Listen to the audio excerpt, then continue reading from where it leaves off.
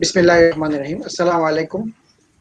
দর্শক মণ্ডলী, আমরা আমাদের আজকের আয়োজন webinar on green recovery approach of Islamic banks in COVID-19 regime আমরা শুরু করতে যাচ্ছি। আমাদের সাথে আজকে অতিথি হিসেবে যারা আছেন তাদের সাথে একটু আমি পরিচয় করে দিতে চাই।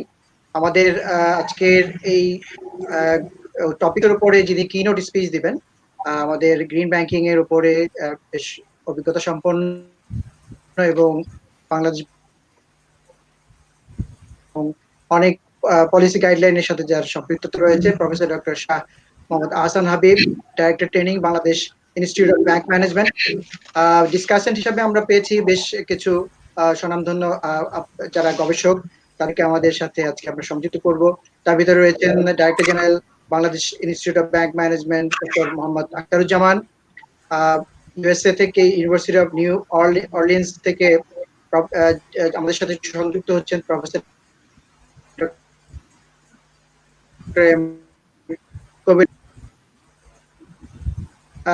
Mohammad Fariduddin Ahmed, chairman, sharia supervisory committee, Islamic bank limited. থাকছেন ডক্টর গিয়াসউদ্দিন তালুকদার, চেয়ারম্যান, শরিয়া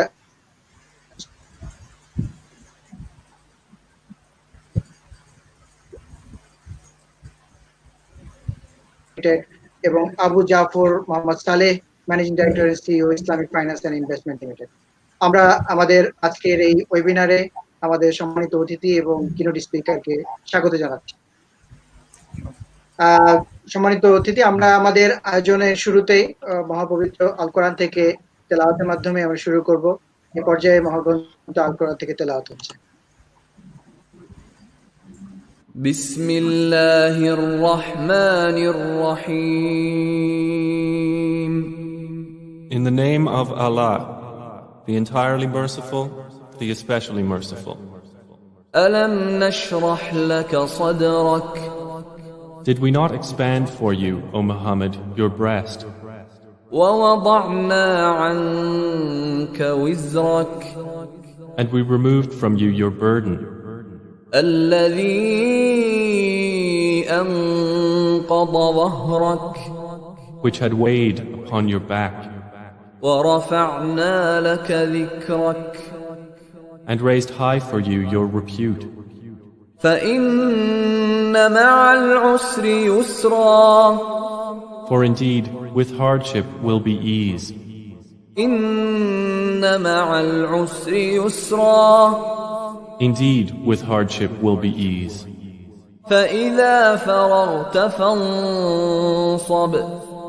So when you have finished your duties, then stand up for worship, وَإِلَى رَبِّكَ فَارْغَب.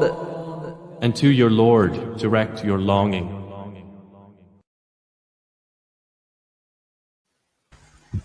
আমরা মহাপবিত্র আল কোরআন থেকে তেলাওয়াত শুনলাম। আমাদের আজকের আয়োজন মূলত আপনারা জানেন গ্রিনটেক ফাউন্ডেশন বাংলাদেশ থেকে, আমরা বাংলাদেশের পক্ষ থেকে এই আয়োজন করেছি। Greentech foundation Bangladesh has established as a non-profit organization registered under Ministry of Commerce, Industries and the Society Act, committed to support the government in the areas of environment, energy and socio-economic to achieve sustainable development goals, SDG, especially the quality education, affordable and clean and green energy, that means renewable energy sources, green technology, energy efficiency, and decent work and economic growth, and also sustainable financing, green banking. তো আজকের এই আয়োজন মূলত আমাদের এই অ্যাক্টিভিটিজেরই একটি অংশ এবং আমাদের রেগুলার কার্যক্রমের একটি পার্ট। আমি আজকের এই টপিকসের ওয়েবিনারের কিনোট স্পিচ দেওয়ার জন্য আমি আজকের keynote speaker professor doctor Shah Mohammad Ahsan হাবিবকে বিনীতভাবে অনুরোধ করছি কিনোট স্পিচের জন্য। এখন কিনোট স্পিচ প্রদান করছেন doctor Shah Mohammad Ahsan Habib, director training, Bangladesh institute of bank Management. জি, আসসালামু আলাইকুম। আজকের সম্মানিত স্পিকার বৃন্দ, আজকে সম্মানিত মডারেটর এবং আজকের অডিয়েন্সেস, আজকে যে কিনোট পেপারটি বেসিক্যালি এটার উদ্দেশ্য হলো আজকের আলোচনাটাকে ফ্যাসিলিটেট করা আপনাদের thought, it's a kind of একটা অ্যাটেম্প্ট যেটা আপনাদের থট গুলোকে প্রভোগ করার চেষ্টা করা হয়েছে এই কিনোটটা দিয়ে। আসলে আমরা সবাই জানি যে কোভিড-19 এর প্রভাবে আমরা সবাই বিপর্যস্ত সারা পৃথিবীতে, and globally we all are responding. Policymakers are responding, banking industry is responding. এখনকার যে ক্রাইসিস সিনারিও একটু একটু জটিল, যেটাকে আমরা আমরা বলছি it's a multiple crisis, it's economic crisis, health crisis, financial crisis, at the same time policy crisis. পলিসিগুলো রাইটলি কাজ করছে না। Now banking sector is responding, Islamic banks are responding. Now তাদের যে রিকভারি স্ট্র্যাটেজি ব্রডলি যদি আমরা identify করি, তাহলে একটা হলো এই সময়টাতে টিকে থাকা, রিকভারি স্ট্র্যাটেজি, আর একটা হলো ফিউচার স্ট্র্যাটেজিটাকে ঠিক করা। আজকে যে আর্গুমেন্ট সেটা হলো, আমরা মনে করছি যে স্ট্র্যাটেজিটা ইসলামী ব্যাংকের হওয়া উচিত, সেটা অবশ্যই হতে হবে গ্রিন, সেটা রিকভারি স্ট্র্যাটেজি হোক এবং ফিউচার স্ট্র্যাটেজি হোক। নাও আজকে পেপারে আমরা সেটি আর্গিউ করার চেষ্টা করছি যে কেন গ্রিন হতে হবে, ব্যাকগ্রাউন্ডটা কি, কোথায় আমাদের বাধ্যবাধকতা আছে, এবং কেন, ওয়াই নট ব্যাংকিং সেক্টর। আমরা মনে করছি ব্যাংকিং সেক্টরের স্ট্র্যাটেজি গ্রিন হতে হবে, ইসলামিক ব্যাংকের স্ট্র্যাটেজি আরো বেশি গ্রিন হওয়ার প্রয়োজন আছে। সেই আর্গুমেন্টগুলোই আমরা আপনাদের সামনে রাখার চেষ্টা করছি।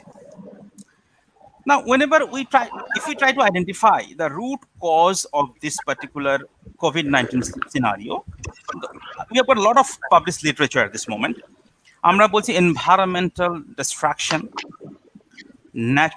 Natural disorder. আমাদের যে উন্নয়ন প্রক্রিয়ায় আমরা প্রকৃতিকে সম্মান করিনি, এবং রাদার আমরা যেটা চেষ্টা করেছি, আমরা নেচারকে কন্ট্রোল করার চেষ্টা করেছি, এবং আমাদের মনে হয়েছে যে নেচারকে কন্ট্রোল করলে, ওভার এক্সপ্লয়টেশন করলে বোধহয় হিউম্যান ওয়েলফেয়ার বেশি হতে পারে। এটা একদিকে অনেকের মধ্যে আশার সঞ্চার করেছিল, অন্যদিকে আগে থেকে কিন্তু আমরা এখান থেকে একটা ফিয়ার দেখেছি, ভয় দেখেছি, যে probably it's about challenging the god, আল্লাহকে চ্যালেঞ্জ করার মতো।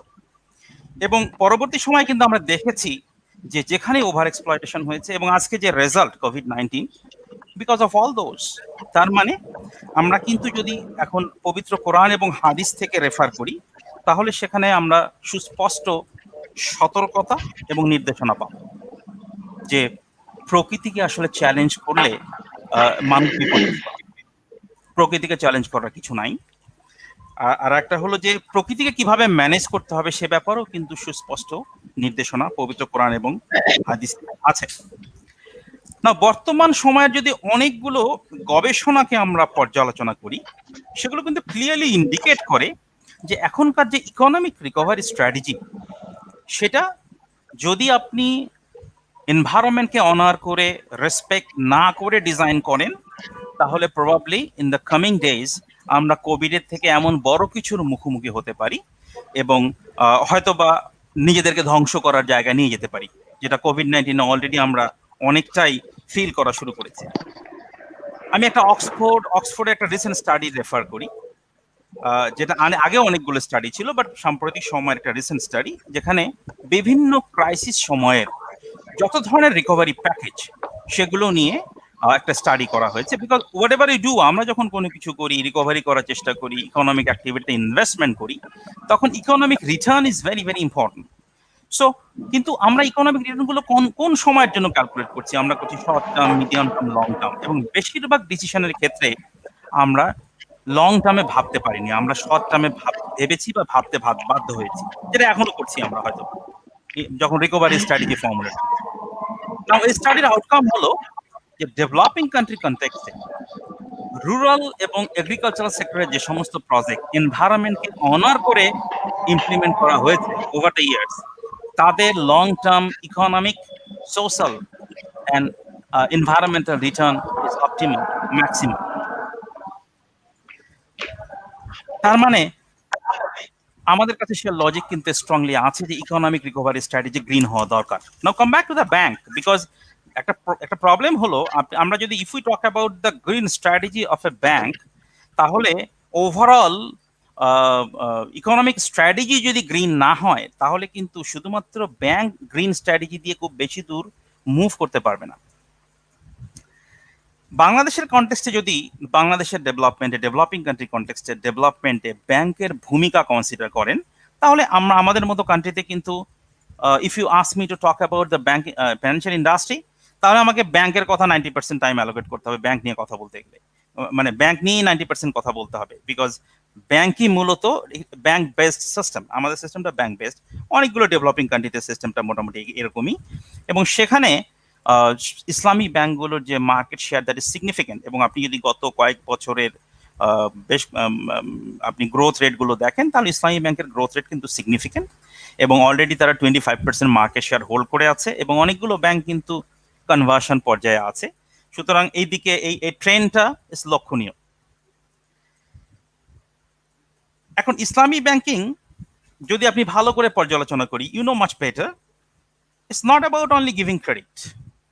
আমরা যখন ইসলামী ব্যাংকিং এ ইনভেস্টমেন্টের কথা বলি, আমরা শুধু ক্রেডিটের কথা বলি না, আমরা পুরো জিনিসটাকে দেখি যে যাকে আমি সাপোর্ট করছি তার উন্নয়নের সাথে, মানে সে যদি তার যদি উন্নয়ন না হয়, তার যদি প্রফিট না হয়, তাহলে কিন্তু আমাদেরকে সেটাও বিয়ার করতে হয়। তার মানে is obviously credit plus is investment plus.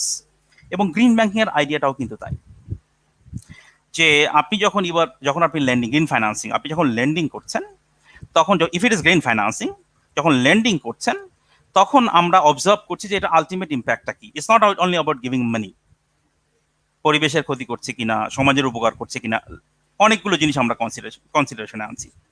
Late me define a bit green banking. কেন? বিকজ গ্রিন ব্যাংকিং কনসেপচুয়ালি সেভাবে এটা থিওরিগুলো এখনো ডেভেলপ করেনি। আমি আমার মতো করে ডিফাইন করার চেষ্টা করছি। আমার মনে হয় 3টা পিলার দিয়ে আমরা গ্রিন ব্যাংকিংকে ডিফাইন করতে পারি। First thing is, banks are not supposed to do anything that could affect environment negatively. Bank এমন কিছু করবে না, ফাইন্যান্সিয়াল ইনস্টিটিউশন এমন কিছু করবে না যাতে পরিবেশের ক্ষতি হয়।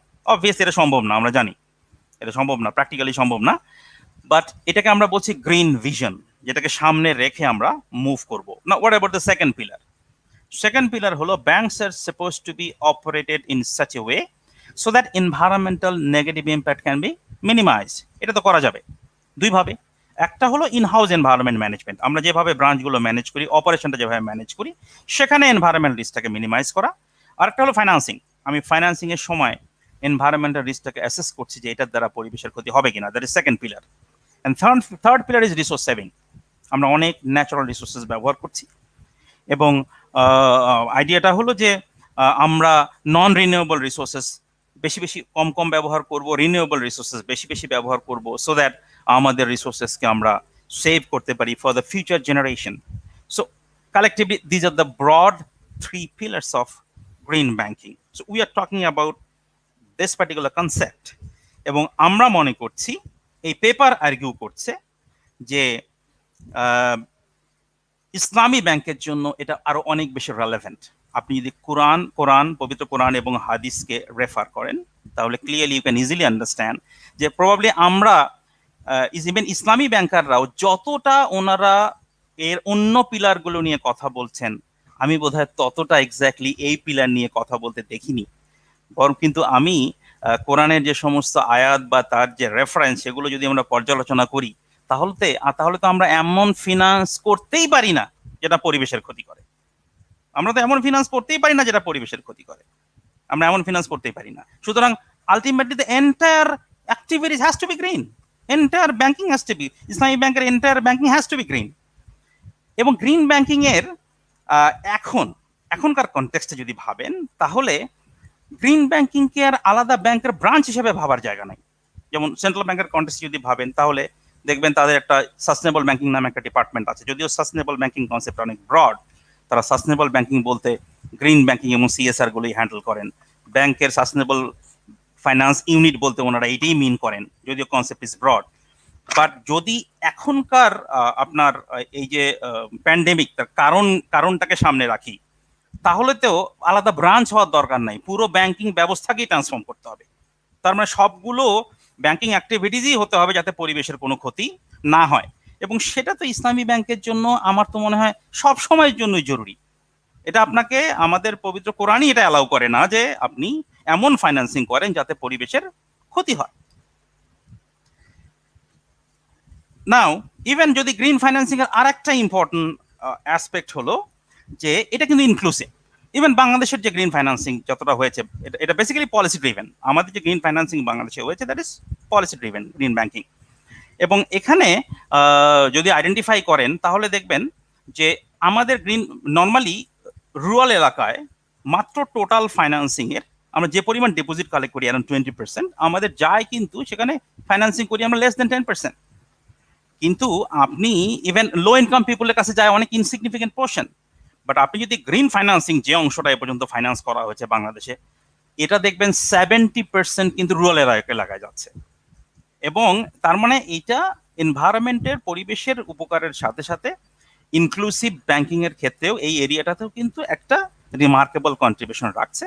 এবং আপনি অনেকগুলো সাস্টেনেবল ইকোনমিক গোলের সাথেও এটা সম্পর্কিত। আমরা যদি sustainable economic goals, financial inclusion কনসেপ্টগুলোকে ভালো করে পর্যালোচনা করি, তাহলে দেখবো যে পবিত্র কোরআন এবং হাদিসের যে সমস্ত নির্দেশনা আছে, সেই অনুযায়ী যদি আমরা রিয়েলি ইকোনমিক অ্যাক্টিভিটি পরিচালনা করতে চাই, তাহলে এই জিনিসগুলোকে ইন্টিগ্রেট করা বোধহয় একটা আদর্শের অংশ।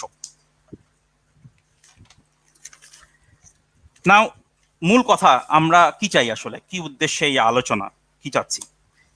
সুতরাং আমরা যেটা চাচ্ছি যে রিকভারি স্ট্র্যাটেজি এখন হবে, সে রিকভারি স্ট্র্যাটেজিটাতে কারেন্ট স্ট্র্যাটেজি শুরু হতে হবে এখন থেকেই, ফ্রম নাও অন অনলি, এখন থেকে ফ্রম টুডে। এখনকার রিকভারি স্ট্র্যাটেজি যদি গ্রিন না হয়, আমরা যদি খুব শর্ট টার্মে ভাবি, তাহলে সামনে কোভিড-19 আমরা আবার হয়তো ফেস করব। আর সামনে যে স্ট্র্যাটেজি আমরা ডিজাইন করবো, that has to be green. এখানে একটা চমৎকার ইনস্ট্রুমেন্ট, একটা প্ল্যাটফর্ম আছে যেটা আমরা গ্রিনিং এর জন্য ব্যবহার করতে পারি, and that is logically. Now what is that? আমরা কিন্তু এখন ফিউচার স্ট্র্যাটেজির সাথে একটা জিনিসকে যোগ করছি, তার নাম টেকনোলজি। অ্যান্ড ইন্টারেস্টিং হলো, আমরা বলি যে একদম first step, the initial step of green banking is online banking. যখন আমি কোনো কিছুই করতে পারি না, তখন অনলাইন ব্যাংকিং এর মাধ্যমে আমরা কস্টকে কন্ট্রোল করার চেষ্টা করি, অনেক কিছু সেভ করার চেষ্টা করি, আমাদের অপারেশনটাকে গ্রিন করার চেষ্টা করি।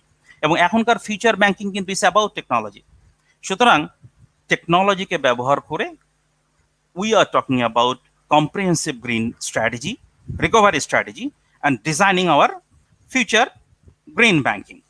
Now, কোন মডেলে সেটার কথা বলছি? গ্রিন ব্যাংকিং এবং as a whole, if we talk about the transformation, তাহলে ব্যাংকিং এর যে enterprise risk management concept, obviously সেটার আওতায় আমাদেরকে গ্রিনিং এর কাজটা শুরু করতে হবে। This is an integrated approach. আর একটা মেজর চেঞ্জ এই জায়গাটায় লাগবে। আমরা যে গ্রিন ব্যাংকিং করছি এখন, কোন ধরনের গ্রিন ব্যাংকিং করছি? তার মানে কিছু প্রজেক্টে ফাইন্যান্সিং করা, কিছু অ্যাক্টিভিটি করা যেটা পরিবেশের জন্য উপকারী। We are not talking about that. এটা একটা মাইনর, ছোট জিনিস। আমরা যে কাজটা করা খুবই জরুরি, যে আমাদের কোন অ্যাক্টিভিটি পরিবেশের ক্ষতি করে।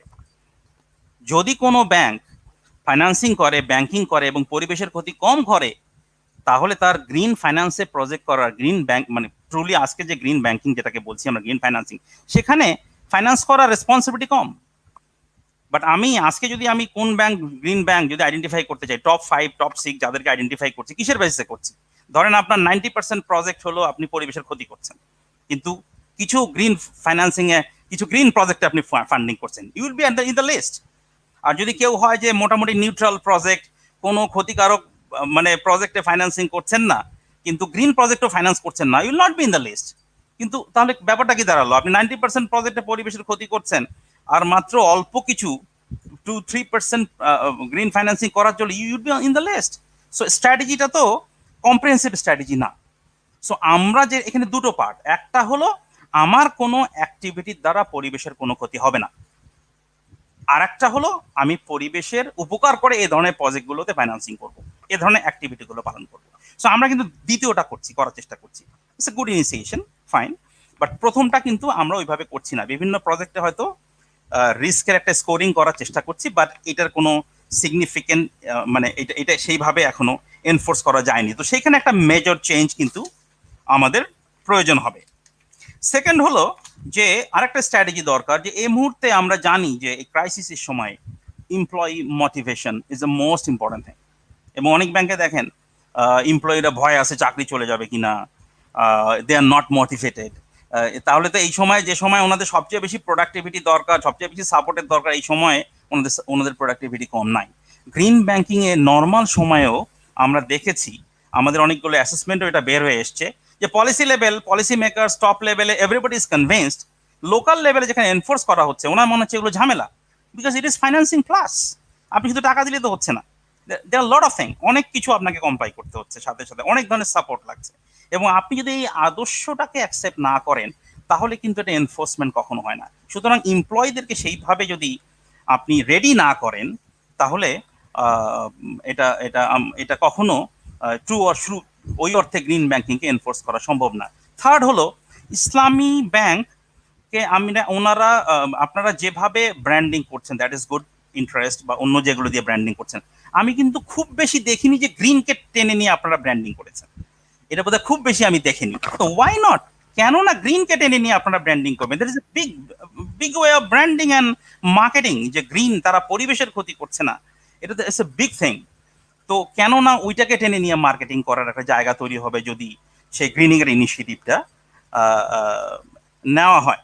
তো আমরা যেটা মনে করছি যে সেটা সব দিক থেকে, সেটা সব জায়গা থেকে আসতে হবে, শরিয়া কাউন্সিল বলেন, আপনার বোর্ড বলেন, ফ্রম এভরি হায়ার ওনারা এই এই মেজর ইনিশিয়েটিভটা নিয়ে এগিয়ে আসবেন। এবং আমরা অবশ্যই চাইবো যে বাংলাদেশে যে গ্রিন ব্যাংকিং এর মুভমেন্ট চলছে সেখানে ইসলামী ব্যাংকগুলো লিডিং রোল প্লে করবে। সত্যিকার অর্থে আমরা কিন্তু যদি গ্রিন ফাইন্যান্সিং, গ্রিন ব্যাংকিংকে অ্যাসেস করতে যাই তাহলে ব্যাংক এবং ইসলামী ব্যাংকের মধ্যে, কনভেনশনাল ব্যাংক ইসলামী ব্যাংকের মধ্যে আমি কোনো সিগনিফিকেন্টলি ডিফারেন্স করতে পারবো না। Why not? কেন পারবো না? আমার তো পারা উচিত, আমার তো মনে হয় পারা উচিত। আমরা যদি কোরআন এবং হাদিসের এবং শরিয়ার সেই প্রিন্সিপালগুলোর সাথে কাজ আমরা কোনোভাবেই চিন্তা করি তাহলে তো সেই জায়গায় একটা বড় বোধহয় সিগনিফিকেন্ট ডিফারেন্স আমাদের আশা করা উচিত এবং আমরা আশা করব। That is the argument from my side. Thank you. Thank you very much. Thank you professor doctor Shah Hasan Habib, আপনার চমৎকার কিনোট প্রেজেন্টেশনের জন্য। আমার মনে হয় যে আপনি এত সাবলীল ভাষায় এটাকে বর্ণনা করেছেন, আমাদের আজকে যারা আমাদের ডিসকাশন হিসেবে আছেন তারা এই বিষয়ে আরো মানে মূল্যবান পরামর্শ দেওয়ার একটা সুন্দর সুযোগ তারা পেয়েছেন বা পাবেন। আমি আপনাদেরকে একটু জানিয়ে দিতে চাই, আমরা এই কিছুদিন পূর্বে কোভিড-19 এর উপরে policy approach for green and resilience COVID-19 economic recovery একটা পলিসি আমরা প্রেজেন্টেশন করেছিলাম, যেটা মূলত আমাদের লেজিসলেটরস অফ বাংলাদেশের জন্য আমরা প্রেজেন্ট করেছি, এবং যেটা রিভিউ করেছিলেন আমাদের ex governor of Bangladesh Bank doctor Atiur Rahman এবং professor A K M Saiful Majid, chairman Grameen Bank. ওনাদের এই রিভিউ করার পরে আমরা এই পলিসিটাকে মূলত যারা আমাদের পলিসি মেকাররা রয়েছেন, বিশেষ করে পার্লামেন্ট মেম্বার থেকে শুরু করে বিভিন্ন মন্ত্রণালয়ের দায়িত্বে যারা মন্ত্রী রয়েছেন, ইনক্লুডিং মাননীয় প্রধানমন্ত্রী এবং রাষ্ট্রপতির ভবনে, আমরা বিশেষ করে রাষ্ট্রপতি দপ্তরে আমরা এটা পৌঁছানোর ব্যবস্থা করেছি। হয়তোবা এর মাধ্যমে আমরা কিছুটা রিফ্লেকশন পরবর্তী যে ইকোনমিক রিকভারি প্ল্যান যেটা গভর্নমেন্ট করবেন সেখানে আমরা সেটার রিফ্লেকশন দেখতে পাবো, এবং সেটার ফলো আপ হিসেবে আমরা খুব শীঘ্রই ক্লাইমেট পার্লামেন্টের সাথে জয়েন্টলি আরেকটা সেশন করতে যাচ্ছি, ফলো আপ প্রোগ্রাম। সেটাতে হয়তো বা আমরা আরো স্টেক হোল্ডার যারা আছেন, ইমপ্লিমেন্টেশন, এটা যেটা ছিল পলিসি অ্যাপ্রোচ, এখন আমরা ইমপ্লিমেন্টেশন অ্যাপ্রোচে সেটাকে নিয়ে যাব। তো আমরা সেম আজকে যে এটা নিয়ে আমরা আলোচনা করছি, green recovery approach of Islamic banks in COVID-19 regime, এটাও আমরা সেম এইভাবেই আমরা চাচ্ছি আপনাদের কাছ থেকে রিভিউ পাওয়ার পরে এটাকে সেই লেভেলে যাতে ইমপ্লিমেন্টেশন পলিসি বা ইমপ্লিমেন্টেশন স্টেজে আমরা যেটাকে নিয়ে যেতে পারি, সেরকম একটি আলোচনা আপনাদের কাছ থেকে আমরা এক্সপেক্ট করব। আমাদের মাঝে উপস্থিত আছেন director general Bangladesh institute of bank management doctor Mohammad Akhtaruzzaman sir. আমি এ পর্যায়ে ডক্টর মোহাম্মদ আখতারুজ্জামান স্যারকে বিনীত অনুরোধ করব আমাদের আজকের কিনোট স্পিচের উপরে তার বক্তব্য রাখার জন্য। আসসালামু আলাইকুম, শোনা যাচ্ছে? জি, আমরা শুনতে পাচ্ছি। ওকে, থ্যাংক ইউ। সো আসসালামু আলাইকুম এভরিবডি। একটা খুব চমৎকার কিনোট, অত্যন্ত অল্প কথায়। So he really hits the point, most I would say that most critical point that should be raised have been dealt with consistently. তো আমি আসলে একটু হয়তো বাংলায় না বলে ইংলিশে গুছায় লেখা আছে, এটা হয়তো বলতে চাই। কিন্তু প্রথম কথাই হচ্ছে এটা যে আল্লাহ পৃথিবীর সৃষ্টি করছেন। We are here, everybody is believer. The basic foundations of believers, basic the basic elements of our beliefs is that Allah has created this world, this beautiful world, মানে beautiful in every sense for the human mankind, for the well-being, for the best leading of their lively, leading their life, making their life with full happiness and full pitch. So তো আল্লাহ যেহেতু এটা create করছেন, তো আল্লাহ চাইবেন যে তার এই সৃষ্টি, মানুষ যেমন একটি সৃষ্টি, পৃথিবীও তার একটি সৃষ্টি, এটা যেন বংশ পরম্পরা, ইন্টার জেনারেশনাল, সবাই কেউ কারোরটা ক্ষতি না করে আরেকটা জেনারেশনের কাছে পৃথিবীটাকে রেখে যাওয়া, নষ্ট না করা।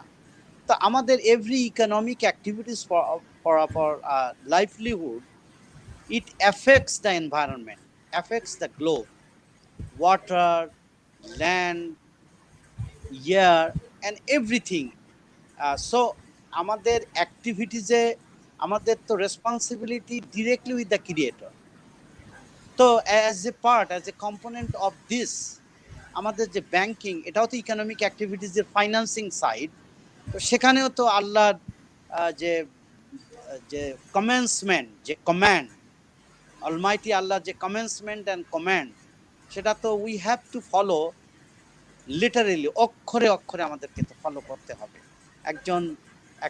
একজন ইমানদার, একজন বিলিভার মুসলিমের জন্য এটা তো মানে not only a component of his business, but a component of his ইবাদা, অফ হিজ। সো সুতরাং ফ্রম দ্যাট পার্সপেক্টিভ, আলটিমেটলি তো we are the Islamic bank practitioners, bankers, মানে we are at the forefront to show the world, the people of the globe, কিভাবে green banking করতে হয়। অর্থাৎ এই গ্লোবের রক্ষায় আল্লাহর তৈরি প্রত্যেকটা ক্রিয়েচারকে কোনো রকমের হার্ট না করে, পাখি, অ্যানিম্যাল, মানে জলে অন্তরীকে সব জায়গায় সবাইকে ক্ষতি না করে, এবং শুধু তাই না, আমাদেরই আবার পরবর্তী জেনারেশনকে ক্ষতি না করে কিভাবে আমরা ক্লিন ওয়াটার, ক্লিন এয়ার এবং ক্লিন ল্যান্ড করে আমরা আমাদের লাইভলিহুডগুলো লিড করতে পারি। সুতরাং সেই পার্সপেক্টিভেই তো আমি একটু জাস্ট ইংলিশে যেহেতু থটগুলো গুছানো আছে, I would seek the permission. এখানে কবির ভাই আছেন, আমি very happy to see you Kabir ভাই, and everybody, আমাদের শ্রদ্ধেয় ফরিদ ভাই আছেন, আবার অনেকেই আছেন, তো thank you. I thank the GreenTech Foundation to organize this timely event on topics which is at a high time interest, and in the context of COVID situation, it is even more important to discuss on this environmental risk matters in our financial sector activities, especially by the bank. The paper is about to address environmental risk and maintaining natural order by the Islamic banks, as raised by the keynote. So Islamic financial service industry continues to grow globally, like in our country. So its risks sharing, resilience, inclusive, and real asset-backed transactions features. The growth of the Islamic financial industry has been strengthened by various positive initiatives taken by the stakeholders, as well as its growing demand in the market. Bangladesh Islamic banking sector has also experienced unprecedented growth due to its policy supports and a strong public demand, and its crystal-like clear commitment to the development of business-friendly products, both deposit and loan products. The present difficult environmental conditions can be blamed on being the product of humans' carelessness in an attempt to alleviate the situations from deteriorating further. humans have been reusing and recycling waste, as well as attempted to lessen waste by reusing it in a productive way. The Holy Quran instructs humans to be conservative in their use of natural resources and also warns that environmental damage and mismanagement of natural resources is not acceptable at all. According to the Holy Quran, people are instructed to eat and drink, but he be not excessive.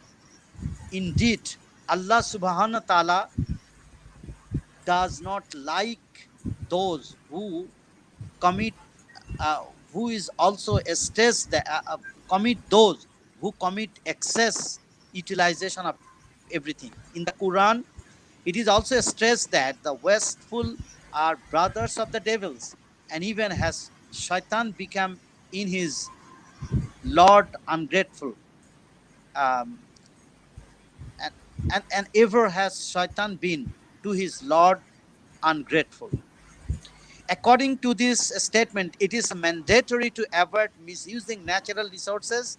Indeed, in Islamic countries, the Quran and the laws that have been derived from it can play an important role in promoting sustainable development.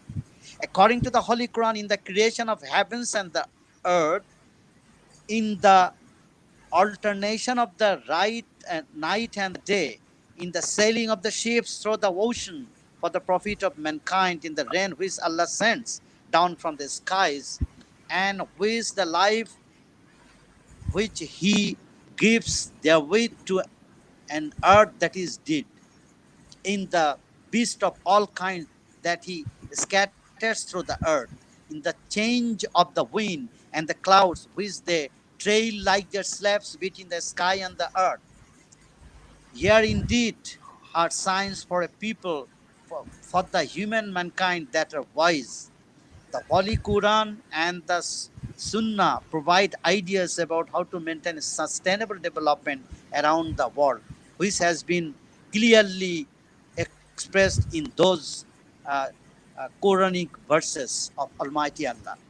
The protection of the environment, Muslim must be concerned about the environment in which they live, as well as work to design, preserve, and protect it from any kind of harm or corruption as their moral obligation. So in Islamic banking, these responsibilities of protecting environment should be reflected. Otherwise, the activities of Islamic banks will not be in line with Sharia principle. Bangladesh Bank has been promoting green financing actively since the year 2011. The central bank has specific guidelines, refinancing schemes, reporting instructions, and broader policy supports to undertake green ventures by the banks and financial institutions. Several milestones have been attained, however, a long way to go, where Islamic banks may play leading role, as well as playing leading role in many areas of financing. As the author mentioned in this paper, financing in line with the Sharia principle are always in favor of financing rather simply giving loans to a person for them to do business and in return receive capital plus surplus without considering whether the business earns anything is haram in Islam. And it has been proclaimed and pronounced in the Quran in many places. This is time when the boards of Islamic banks and their respective Sharia council shows their commitment to the environment and nature.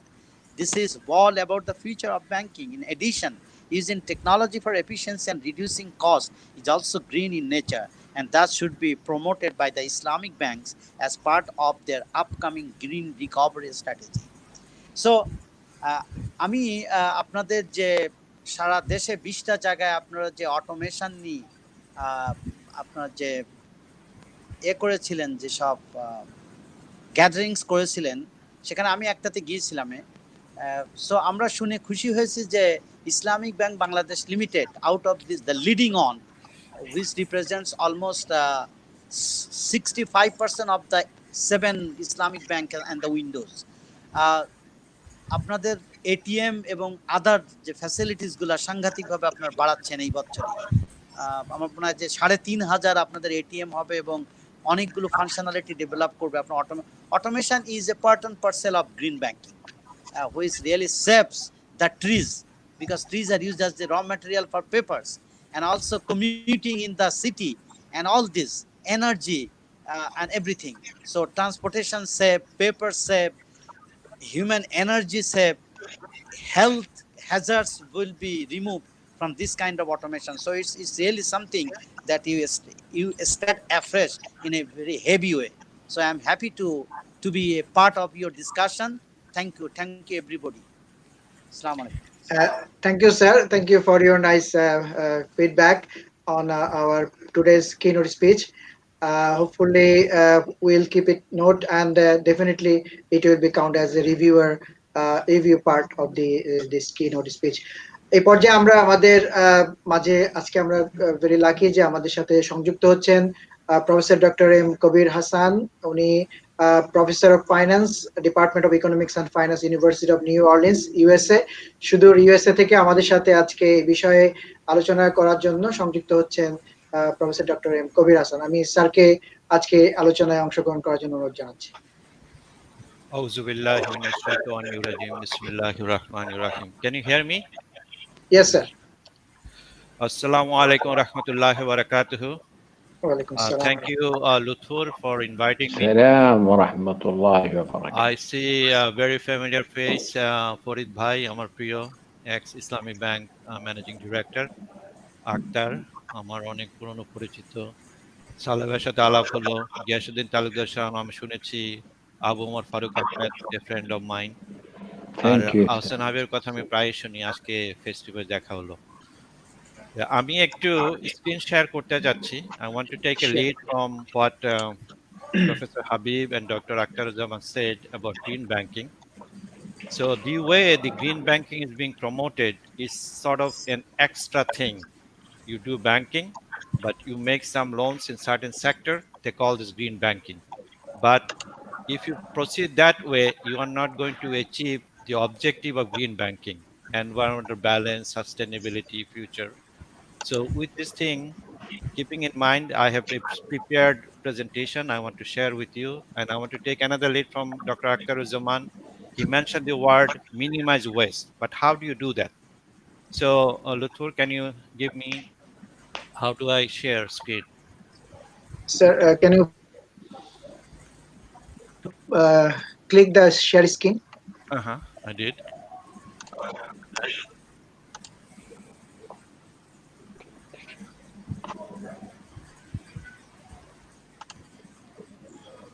You see only face.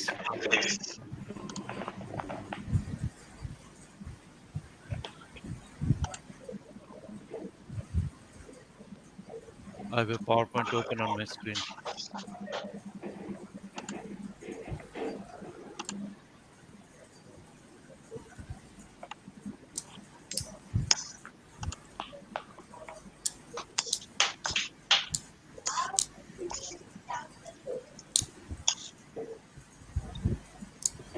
While this screen is being worked on, actually I want to introduce a concept you may have heard. It's called circular economy. And circular economy, actually the foundation of green banking, environmental balance, sustainable development, and Islamic finance by very nature has to be environment friendly, anything that you do. You cannot do it. Sir, it's a technical issue. I have some.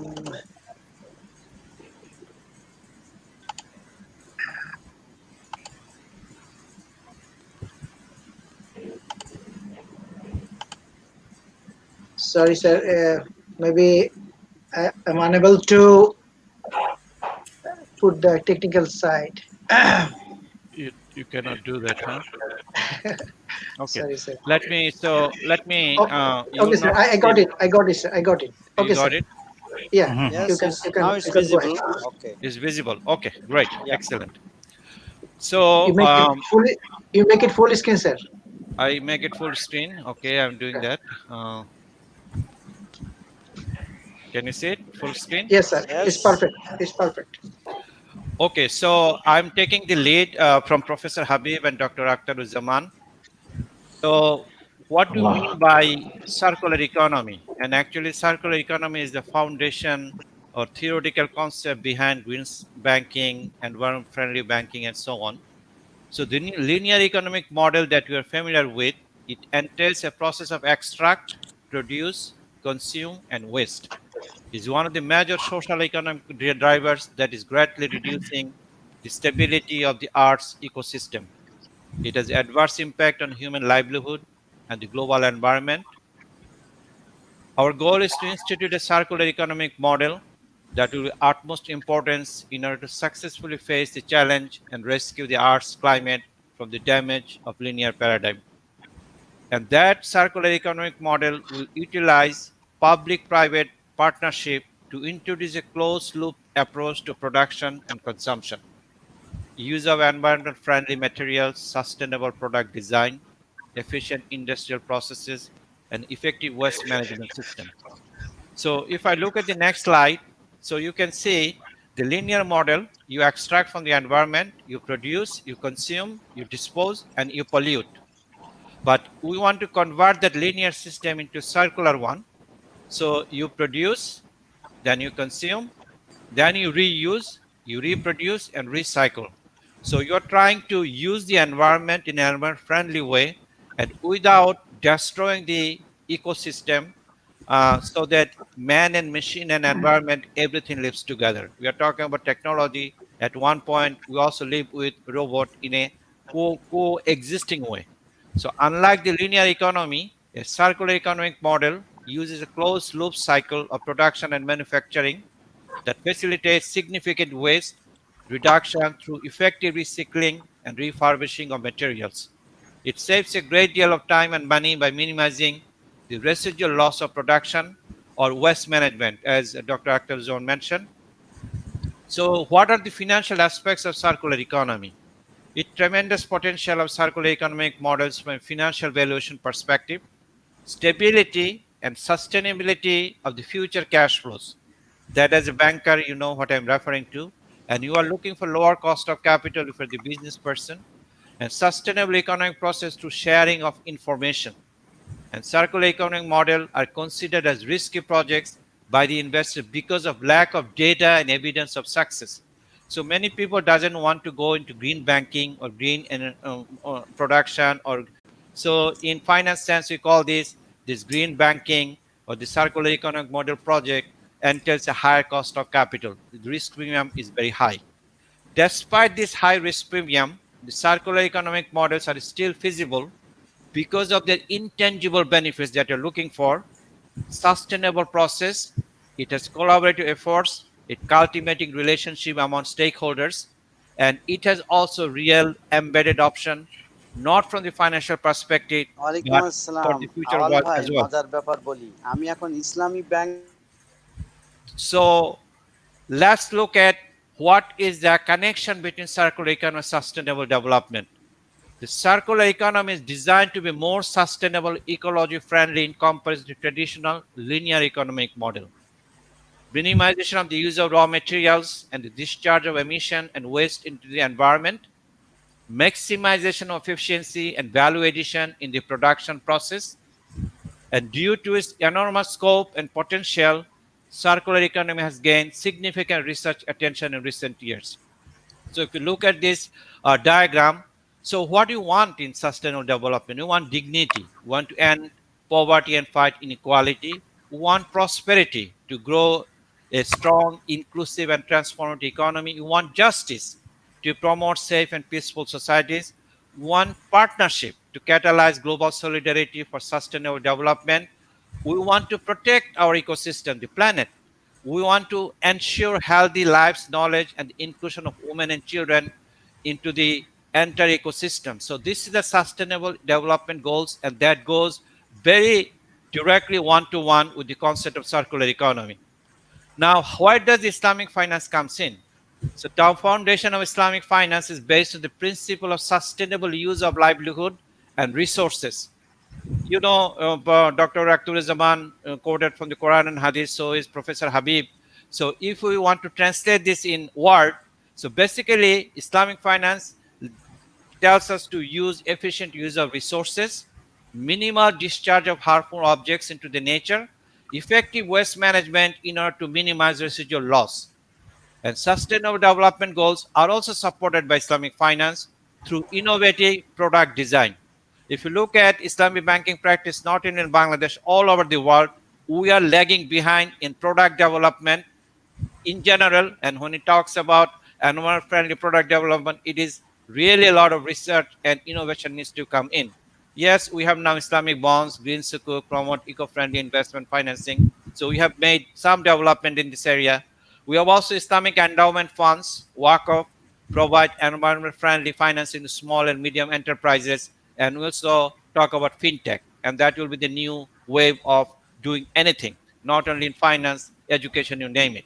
So Islamic financial instruments have great potential to promote sustainable economic growth, alleviate poverty, strengthen livelihood strategies, improve basic services, and create more employment and business opportunity. So how do we build the bridge between Islamic finance and circular economy? Of course, the crux of Islamic finance is the concept of profit and loss sharing. It is not only interest free. Yes, 70, 80% to 90% of the banking is done in Bangladesh or all over the world are Morabha banking. The Morabha banking is doing a certain part and doing its service as a bank, but it is not really bringing the full essence of Islamic finance. So the foundation of Islamic finance is based on two aspects: a philosophy of profit and risk sharing, and the promotion of economic and social development through exercising specific religious practices such as Zakah, Waqf. That's what we call Islamic social finance. But unfortunately, Islamic Bank in Bangladesh, in general, I'm not blaming. This is the best they can do. It has become a Morabha banking, cost plus, trade financing. When it comes to long-term financing, it absent Mudaraba and Musharaka. And when you talk about green financing or environmental financing, it's almost non-existent unless it is dictated by the central bank, because you have to do a certain percentage of your loan portfolio towards this environment friendly project. Besides this, it is not really embedded into the business model of Islamic banking. So Islamic finance has been emerged and developed extensively over the last few decades. However, the challenge of strategic sustainability is still there, for which operational paradigm needs to be reviewed and re-engineered. So climate change issues, environment ecological degradation being considered as a byproduct of the existing linear prototype of the world economy. So Islamic banking is still in the linear economic model. Now it has to switch from linear to circular economic model. So Islamic Financial Institute will have to lead in terms of design and development of sustainable climate-friendly products and services, given that they're directed by the Sharia principles and the teachings of the instructions of the Quran and the Sunnah. Although the current linear approach, extract, produce, consume waste of dealing with planet's resources in the dominant economic archetype, the laws of ecology, such as the water cycle, demonstrate that nature does not ever dissipate. Islamic finance will have to come up with effective solutions, such as designing environment-friendly products and services by reducing waste and ensuring recycling, allocating greater amount of resources and funds for environmental and habitat restoration, yet ensuring profit for the fund providers. I've been saying all these things. So you see what is the missing link here? Human capital. We do have a sheer lack of human capital in order to bring this modern banking product and trying to connect with environment-friendly product and so on. Now, there is a need for shift to Islamic finance from linear to circular economy, because the concept of mizan, the complete balance, migdar, ratio and proportion, and khilafa, stewardship, in relationship to available resources and overall balance of the ecosystem. So we really need to teach our banker. We need to teach our new generation that will coming into the banking sector through the educational system and so on. Fiqh of the animal science and management. The fiqh of Muamalat, we have a Sharia scholar here, is not really highly developed like the other field is developed, because we are not really bringing intellectual, those who have been Sharia background coming and dealing with this on a regular basis and challenging and understanding how the modern banking finance principle works. So what we have, the product development is hindered by, we have two groups of people, those who understand finance and those who understand Sharia, but we need two in one, a new generation of scholars who will be imbued with both Sharia principles and how the economy works. So understand the waste, israf, and tabzir from both traditional and contemporary viewpoint is important. Islamic ethics and ecological challenge and climate change issues also needs to be understood. So, scope of this for circular economy and the blended finance in Islamic financial system. So we are combining, when we talk about Islamic finance, we have development finance, we have philanthropic funds to mobilize private funds for sustainable development. So when we talk about Islamic blended finance, may be defined as an optimal combination of Islamic social funds. We have to combine zakah, waqf, sadaqah, and penalties from misconduct with financial products to achieve SDGs. We have to talk about safety nets, skill training, venture capital to struggling entrepreneurs. We have very little Islamic venture capital fund. In order to start up, develop, and this industry that is on the forefront of changing the world, the information revolution, and that requires venture capital. And Islamic banks do not invest in venture capital funds. Alleviate fund diversion to barren activities and high default risk, offering Islamic microfinance service, draw private capital. Implementation of blended finance in Islamic finance would put the Islamic financial institution a big step ahead towards the achievement of their social as well as environmental regulations. The major purpose of this blended finance is to strengthen the intrinsic characteristics of Islamic finance as well as to discover commercial feasible markets, refinance the poorest entrepreneurs and amending the risk return contour, and amplifying development resources for financial development goals. So, Islamic banking finance is a more feasible choice to promote finance sustainable circular economic group models. It is less vulnerable towards idiosyncratic exogenous shocks as proven during the time of economic crisis. Even if I look at, even in pandemic, Islamic Bank Bangladesh probably is doing relatively better than the conventional banks. Ideology of risk sharing ensure positive sum games. We really need to get out of the Moravha banking principle, and we have to get into non-banking finance in order to bring the essence of Islamic finance. Being one of the most rapidly growing industries in the financial world, especially in non-Muslim countries, Islamic financial industry is equipped with strong asset-based and distinctive product schemes to help implement the SDGs as well as transition to circular business models. Now, we have some examples. Sharia compliant financial solution facilitate enormous opportunity for the implementation of circular economy. We have the concept of Green Sukuk. Green Sukuk is dedicated Islamic product for financing sustainable and climate resilient business projects. Sharia, there is also Sharia-based mutual fund. We have ethical climate friendly investment. We have Islamic bond financing. But there are also pros and cons. There are Sharia issues, whether the bonds that you see, they are really Islamic or not. So Green Sukuk is being used by a number of countries as a key financial solution towards implementation of sustainable and circular economic models. Exceptional nature of Green Sukuk makes it the most appropriate and demanding Islamic financial product of circular economy. A sustainable as well as low-cost financial solution to play a key role in implementing a number of circular and climate-friendly business models. So, in conclusion, what I want to say, driven by the SDG goals, climate change, green finance, and through active policy support and strategic targets, the transformation of linear economic model into a circular paradigm is inevitable. And that will be the foundation intellectual basis of green financing in general. Although the linear economic paradigm is still catered by some of the global best practice standards such as Basel III, financial reporting standards, etc., it's high time to transform towards the circular economy. Policymakers and regulators must be called together to amend the important principles and standards in light of the new but rapidly changing environmental realities.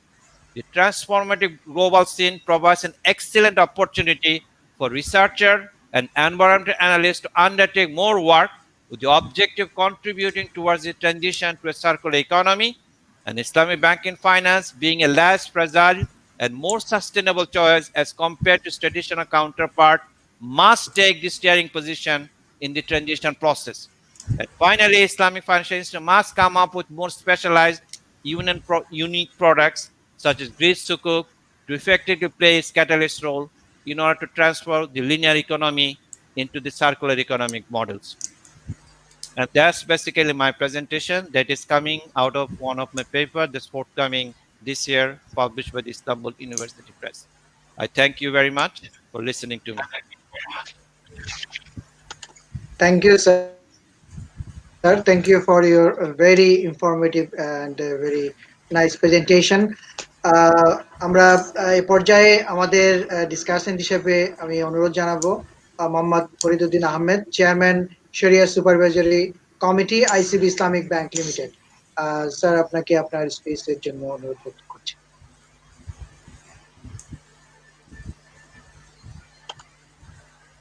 Sir on করতে হবে বোধহয়। সবাই আমার বিশেষ পরিচিত বন্ধু মহলের এবং সম্মানিত mister Lutur Rahman, the host of the program. Assalamu alaikum wa rahmatullahi wa barakatuh. السلام ورحمة الله وبركاته. আমি ভাবছিলাম যে আমি আরেকটু পরে আমার বক্তব্য রাখি, কারণ এখানে আমাদের সম্মানিত জনাব গিয়াসউদ্দিন তালুকদার ভাই আছেন। আমাদের আলোচনা কিন্তু ইসলামী ব্যাংকিং, ইসলামকে নিয়ে, এটার উপরে যথেষ্ট জোর দিয়েছেন ডক্টর হাসান হাবিব। ওনার পেপারটা যেটা উনি সার্কুলেশনে দিয়েছেন, আমি লাইন বাই লাইন পড়েছি, একেবারেই লেটেস্ট, কোভিডেরও শেষের কথা, 2020-এর বিভিন্ন reference, green banking, green economy, green finance, দুনিয়ার যেখানে যত কাজ আছে সবগুলি রেফারেন্স উনি তুলে নিয়েছেন এবং এত দক্ষতার সাথে বিভিন্ন বিষয়গুলিকে উনি হাইলাইট করেছেন Islamic way of life, Islamic finance সম্পর্কে। তার সাথে যখন বিআইবিএম এর সম্মানিত ডিরেক্টর জেনারেল আখতারুজ্জামান ভাই অ্যাড করেছেন, এরপরে তো বলারই কিছু ছিল না, কিন্তু আমার মনে হয় কনক্লুশন দিয়ে ফেলেছেন আমাদের ডক্টর কবির হাসান ভাই। মানে অনেকদিন পরে ওনার বক্তব্য ফেস টু ফেস করলাম, দীর্ঘদিন আমরা একত্রে এই দিকেই কাজ করি। আমি একজন প্র্যাকটিশনার হিসেবে লুতুর রহমান ভাইয়ের সদয় অবগতির জন্য জানাচ্ছি যে আমাকে আমরা যখন বলেন চেয়ারম্যান শরিয়া সুপারভাইজারি কমিটি, এটা কিন্তু আমার পরিচয় নয়। ওখানে একটা ব্যাংকে আমি আসি ওখানে এই দায়িত্ব কেউ নেওয়ার মতো নয়, নিচ্ছে না, আমি দায়িত্বটা পালন করছি আর কি। এইটা আমি আসলে একজন ব্যাংকার এবং ইসলামী ব্যাংকার, আমার জন্মই হয়েছে ইসলামী ব্যাংকিং এর মধ্যে, সেটাই কিন্তু আমার বড় পরিচয়। আমার শরিয়ার দিক থেকে ইসলামিক মামলাত, Islamic business transaction, financial transaction, এগুলির সাথে সংশ্লিষ্ট যে বিষয়গুলি আছে সেগুলি সম্পর্কে আমরা কবির ভাই আমরা বিভিন্ন ভাবে বিভিন্ন সময় বিভিন্ন স্টাডি ওয়ার্কশপ, ট্রেনিং প্রোগ্রাম করে জানার জন্য চেষ্টা করেছি, বোঝার জন্য চেষ্টা করেছি, কিন্তু আমাকে যেটা করতে হয়েছে থিওরিটাকে বাস্তবায়ন করতে গিয়ে যে আমার অভিজ্ঞতা হয়েছে সেটাই আমি আজকে এখানে বর্ণনা করব, আমি একটু আলোচনায় আনতে চাইবো আর কি। সে বিষয়টা ডক্টর কবির ভাই দুটো মডেলের কথা বলছেন, একেবারেই নতুন। উনি লিনিয়ার থেকে উনি যেটা বলতে চাইছিলেন সার্কুলার ইকোনমিক মডেল, একটা সুন্দর একটা তথ্য আনছেন, যেটা অবশ্যই গ্রিন কনসেপ্টের সাথে, গ্রিন ব্যাংকিংটাকে আমরা এত মাইক্রো লেভেলে না ভেবে গ্রিন কনসেপ্টটা যদি সামনে না আনা যায়, তাইলে হচ্ছে লিনিয়ার টু উনি যেটা সার্কুলার ইকোনমি বলছেন, ইকোনমিক মডেল, সেখানে ফিট করা খুবই ডিফিকাল্ট। কারণ financial system as a whole যদি আমরা সামনে নিয়ে না আসি, তাহলে আমরা কিন্তু বিষয়টাকে সার্বিকভাবে আত্মস্থ করতে পারবো না। যেমন আমরা যেটা বাংলাদেশের আমাদের যে ইকোনমিক ম্যানেজমেন্ট যেভাবে হচ্ছে, একেবারে distinct two sets of policy, fiscal policy, monetary policy, এর ভিতরেই কিন্তু টোটাল ইকোনমিক ডিজাইনিংটা হচ্ছে, পলিসি ডিজাইনিংটা হচ্ছে, তার মাধ্যমে আমাদের প্ল্যান প্রোগ্রামগুলি হচ্ছে। বাংলাদেশ ব্যাংক মনিটারি পলিসির তরফ থেকে যদি আজকের কনটেক্সটে বলি, যেটা ডক্টর আখতারুজ্জামান ভাই মেনশন করেছেন, এবং ওনার হাতেই ওনার যথেষ্ট পরিশ্রম কন্ট্রিবিউশন সেখানে আছে গ্রিন ব্যাংকিং এর পলিসি ডিজাইনিং এর জন্য, তারপরে গ্রিন ব্যাংকিং এর স্ট্র্যাটেজি ডিজাইনের জন্য, প্রোডাক্ট ইনোভেশনের জন্য 3টা ফেজ ওনারা করেছেন। সর্বশেষ যে পজিশনটা আছেন, এটা আমি ডক্টর কবির হাসান ভাইয়ের জন্য বলি যে Bangladesh bank 55 commodities sectors of ইকোনমিকে আইডেন্টিফাই করে ব্যাংকগুলির জন্য দিয়েছেন। সবই আছে, কনভেনশনাল ব্যাংক কনভেনশনাল পদ্ধতিতে করবে, ইসলামিক ব্যাংক ইসলামিক ব্যাংকিং পদ্ধতিতে করবে, এতটুকুই। কিন্তু আজকের আমাদের আলোচনার জোরটা কিন্তু পুরাটা ইসলামিক ব্যাংকিং এর উপরে। তার মানে ইসলামিক ব্যাংকিং তো আইসোলেটেড কিছু নয়, ইসলামিক ইকোনমিক সিস্টেমের একটা সাব সিস্টেম ইসলামিক ব্যাংকিং। সেটার ব্যাপারেই আমি দেখলাম ডক্টর আহসান হাবিব এত দক্ষতার সাথে শরীয়তের বিভিন্ন বিধানগুলি, বিশেষ করে কোরআন এবং হাদিসের উদ্ধৃতি দিয়েছেন। এটা অনেকটা পূর্ণতা পেয়েছে ডক্টর আখতারুজ্জামানের আরো কিছু সংযোজনের কারণে। এবং আমাদের কবির হাসান ভাই এ ব্যাপারে তো একজন বিশেষজ্ঞ, উনি এটাকে আরো বিভিন্ন ভাবে এটাকে কমপ্লিট করে এনেছেন। সেখানে আমি শুধু যে বাস্তবে কি ঘটছে, মানে এই থিওরির কোনো ঘাটতি নাই। আমি যদি একটা সিম্পল স্টেটমেন্ট করি, theoretically Islamic economy, Islamic system of finance, Islamic banking is 100% perfect. এখানে থিওরিটা এখন আর সমালোচনার ঊর্ধ্বে চলে গেছে, আলাপ আলোচনার ঊর্ধ্বে চলে গেছে। কিন্তু যত সমস্যাটা যেটা আমরা ফেস করি সেটা বাস্তবায়নের ক্ষেত্রে গিয়ে দেখি ভেরি ভেরি ডিফিকাল্ট, সেটা হচ্ছে না। সেটা কেন হচ্ছে না? বাংলাদেশের কন্টেস্টে যদি ইসলামী ব্যাংকের সামনে নিয়ে কনভেনশনালের কথা আমরা আলোচনায় আনছি না আজকে, প্রাসঙ্গিক ভাবে যদি কিছু আসে জোর দেব, না হয় গ্রিন ব্যাংকিং এর সাথে ইসলামী ব্যাংকিং ইন বাংলাদেশ, সেটা আমরা প্রপারলি করতে পারছি না। এ ব্যাপারে কিন্তু আমাদের কবির হাসান ভাই দীর্ঘদিন থেকে কাজ করেছেন, ওনার সাথে আমিও সম্পৃক্ত ছিলাম, সেগুলি ভালোভাবে ওয়েল আইডেন্টিফাইড। এবং আজকে সুনির্দিষ্টভাবে উনি কিছু পয়েন্ট বলেছেন যে আমরা যথার্থ মোড এখানে ইন্ট্রোডিউস করি নাই, যথার্থ প্রিপারেশন নাই, আমাদের প্রোডাক্ট ডেভেলপমেন্ট ওই রকম হয় নাই। সবথেকে বড় যেটা নাম্বার 1 নম্বরে সবসময় কবির ভাই আনেন, সেটা হলো হিউম্যান রিসোর্স ডেভেলপমেন্ট। সেটা ইসলামী ব্যাংকিং কনসেপ্টটাকে বাস্তবায়নের জন্য যে ধরনের দক্ষতা দরকার, যে ধরনের টেকনিক্যাল স্কিল দরকার, যে ধরনের হিউম্যান স্কিল দরকার, এবং সবচাইতে বড় যে ধরনের কনসেপচুয়াল স্কিল দরকার, এবং তার চাইতে বড় যে ধরনের নিয়ত দরকার, ডিসিশন দরকার, সেখানেও কিন্তু আমরা ঘাটতি লক্ষ্য করি। এটা যেমন একটা গেল। এবং বাংলাদেশে যখন আমরা 83 সনে ইসলামী ব্যাংকিং শুরু করলাম, দেখুন বাস্তবতাটা কি। কেন আমরা গ্রিনের দিকে, বা গ্রিন তো একটা অনেক পরের কথা, গ্রিন তো অনেক পরের কথা, Islamic goals and objectives of Islamic banking যদি দেখেন, সেখানেও কেন আমরা বুঝতে পারলাম না, কেন আমরা গতানুগতিক কনসেন্ট্রেশন হয়ে গেল, দুনিয়ার ভাবে কনসেন্ট্রেশন হয়ে আছে তাদের ফাইন্যান্স অ্যাক্টিভিটিস, ইনকাম স্ট্রিম, তার ভিতরে আমরা কেন ঘুরপাক খাচ্ছি, সেই বিষয়টাই আজকে পর্যালোচনার বিষয়। যদি না হয় তাহলে ইসলামী ব্যাংকিং কিন্তু তার কাঙ্ক্ষিত রূপ পাবে না। গ্রিন ব্যাংকিং তো একটা বিষয়, সেটা তো ডক্টর হাসান হাবিব অনেকগুলি কথার ভিতরে একটা বলছেন, unless the people are motivated, যদি না হয় সেটা হচ্ছে না, নলেজেবল যদি না হয় হয় না, যথেষ্ট পলিসি সাপোর্ট যদি না থাকে তা হয় না। কিন্তু policy support, policy programming, strategy যাই বলেন না কেন, আমাদের দেশে সেন্ট্রাল ব্যাংকের তরফ থেকে কিন্তু খুব একটা ঘাটতি হয় নাই। আমাদের এসডিজির জন্য মিলেনিয়াম ডেভেলপমেন্টের গোলের সাথে সম্পর্কযুক্ত করে আমাদের গভর্নমেন্টের তরফ থেকে উদ্যোগের কোনো অভাব নেই। কিন্তু ইসলামী ব্যাংকিং এ সেটা পরের কথা, কনভেনশনাল ব্যাংকিং ও তো গ্রিন ব্যাংকিং এরকম একটা হয় নাই। ডক্টর হাবিবের ব্যাপারে আমি দেখলাম মাত্র 150টা ইন্ডাস্ট্রি আছে এই গ্রিন ব্যাংকিং এর কাছাকাছি কমপ্লায়েন্ট, তাই না? এটা কোথায় কোথায় সাদে গাছ লাগিয়ে অথবা একটু বড় জায়গা লাগিয়ে কয়েকটা সুপারি গাছ লাগিয়ে এরা গ্রিন কনসেপ্টে আনছেন, কিন্তু ঠিকই ওনাদের ফ্যাক্টরির ভিতরে এসি চলে। তো এই জাতীয় বিষয়গুলি, তো একটা বিষয় হলো ফুললি এখানে একটা ডেডিকেশনের দরকার, একটা নিয়তের দরকার আছে। এটা যদি না হয় সেটা হবে না। এখন আসুন, এটা গিয়াসউদ্দিন ভাই এখানে আছে, আমি ওখানে যেতেই চাই না। The Islamic concept of economy, Islam as a complete code of life, the only code of life বলে যদি আমরা দাবি করি, সেখানেও কোনো আমাদের নলেজের এখানে যারা আছেন কারো কোনো ঘাটতি নাই, সবাই ইজ ভেরি ভেরি ক্লিয়ার যে আমাদের যে বিষয়টা ফান্ডামেন্টাল প্রিন্সিপাল ইসলাম, যারা তাওহীদ, খিলাফা এন্ড আদালা, এই আদালার সাথে আমরা কিন্তু ব্যাংকাররা ইন্নাল্লাহা ইয়ামুরু বিল আদলি ওয়াল ইহসান, ব্যাংকিং এর মাধ্যমে আমাদের এই কার্যক্রমগুলি যাতে ইহসান ভিত্তিক হয় সেটা চালু করা দরকার। কিন্তু এখন দেখুন যে মানুষের যে এখানে আকরামুজ্জামান ভাই যেটা বলছেন, আমি লোভ সামলাতে পারছি না। উনি মানুষের এই দুনিয়ায় মানুষকে তার ক্ষমতা ইত্যাদি, আল্লাহ এখানে বলছেন ওই ক্বালা রাব্বুকা লিল মালাইকাতি ইন্নী জাইলুন ফিল আরদি খলিফা, আমার প্রতিনিধি হিসেবে তোমাকে পাঠাচ্ছি। এই মৌলিক যে বিষয়টা, এর উপরে একই না বিশ্বাসের কথা। আখতারুজ্জামান যে আপনি আল্লাহর খলিফা, কোরআনে যা আছে, আল্লাহ রাসূল যে পথ দেখিয়েছেন আল্লাহর তরফ থেকে, আপনি খলিফা, এটা আপনি বাস্তবায়ন করবেন। কাজে যে কথাগুলি হাসান হাবিব বলছেন, আখতারুজ্জামান ভাই বলছেন, এটা দায়িত্ব তো মানুষের উপর বাস্তবায়নের জন্য। এবারে আসুন ইসলামী ব্যাংকিং এর বাংলাদেশের যে অবস্থাটা এবং কবির হাসান ভাইয়ের সাথে যোগাযোগের কারণে বা ওনারা অনেক কন্ট্রিবিউশনের কারণে দুনিয়ার কোথায় ইসলামী ব্যাংকিং চলছে, ইসলামিক ফাইন্যান্স চলছে, সবসময় আমি ওনার সাথে যোগাযোগ করে ওনার লেখার সাথে আপ টু ডেট আপডেটেড হয়ে থাকার জন্য চেষ্টা করি। ওইটা আমি রেফারেন্স দেবো না, দুনিয়ার চিত্রটা মোটামুটি একই রকম, এক এক জায়গাতে একটু ভিন্নতা আছে হয়তো বা ব্যাখ্যার জন্য। কিন্তু বাংলাদেশে আসুন, বাংলাদেশের সবশেষে ডক্টর কবির হাসান যেটা বলছে অত্যন্ত লোভনীয় কথা যে ব্লেন্ডেড ফাইন্যান্সিয়াল অ্যান্ড উনি বলতেছিলেন স্পেশালাইজ। এখন দেখুন বাংলাদেশে আমরা যে ধরনের ইসলামী ব্যাংকিং চালু করেছি এইটা হলো commercial type of Islamic banking, commercial banking type of Islamic banking. বাংলাদেশে commercial banking model, commercial banking model, Islamic conventional commercial Islamic banking model চালু করে আমি যদি পেতে চাই আমাদের economic goals and objectives of Islamic finance, এইটা তো কোনোদিনই সম্ভব হবে না।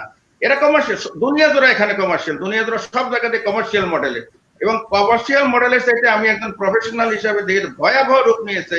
সেই ভয়াবহ রূপ নিয়েছে কমার্শিয়াল মডেলে যেটা হয় সেটা দুনিয়াতে কনভেনশনালে যা হয়েছে ইসলামিক ব্যাংকিং আমরা তার বাইরে কিছু যেতে পারি নাই। মোডের ব্যাপারে যেটা বলছেন একটু শার্পলি আমি কবির ভাইয়ের সাথে আমি একটু ডিফার করা বলাটা ওনার সাথে বানায় না, একটু একটু আমি অ্যাড করবো। সেটা হলো মোরাভা মোড হোক আর যাই হোক, মোরাবা হোক বাইমাজল হোক আদার দেন পিএলএস মোদারাবা এবং মোশারাকা যদি নাও বা করে, আপনি গ্রিন ফাইন্যান্স আর মোদারাবা মোশারাকাতে বাইমাজলে করতে না করতে ইসলামী ব্যাংকিং তাও তো করে না, তাই না?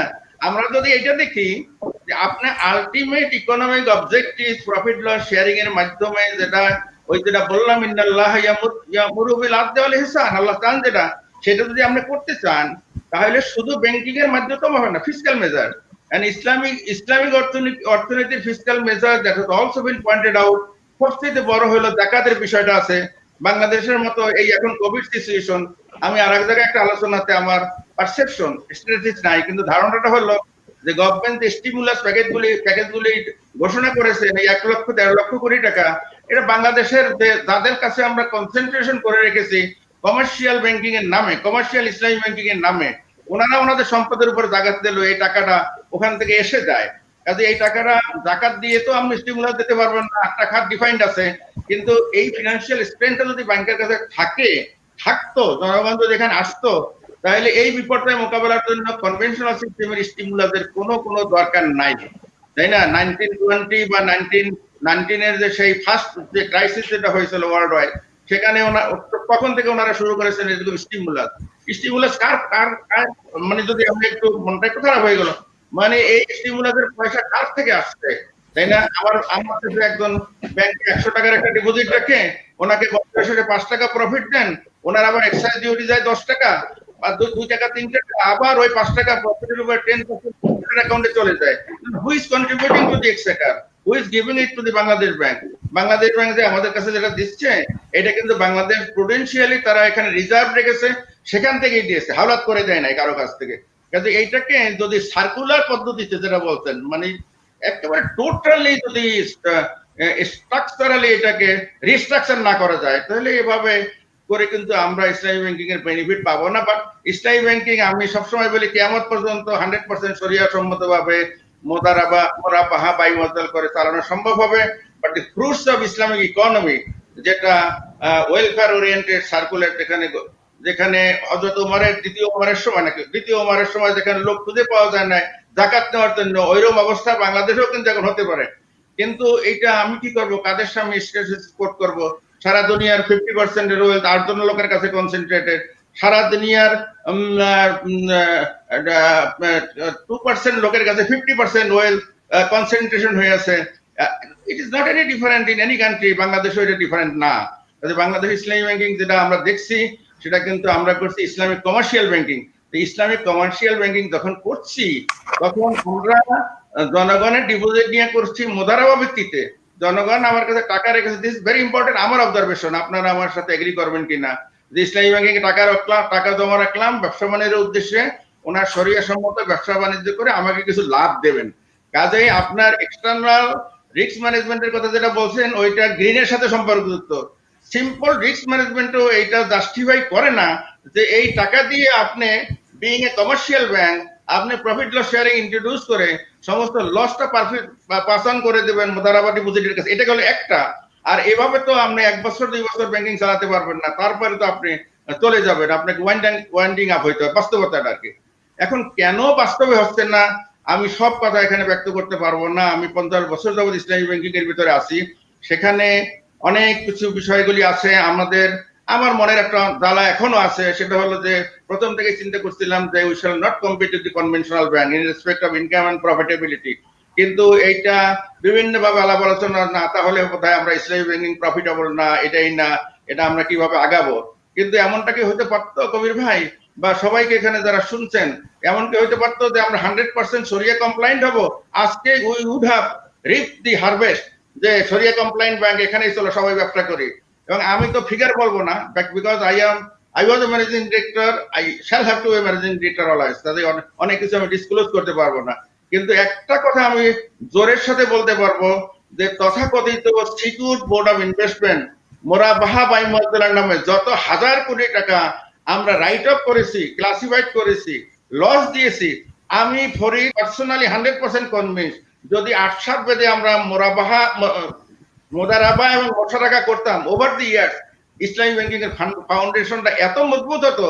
আজকে ইসলামী ব্যাংকিং আপনার যে কয়টাই আছে না 25% মার্কেট শেয়ার দিয়া মোর দ্যান 100% কন্ট্রিবিউট করতো towards the welfare of the economy.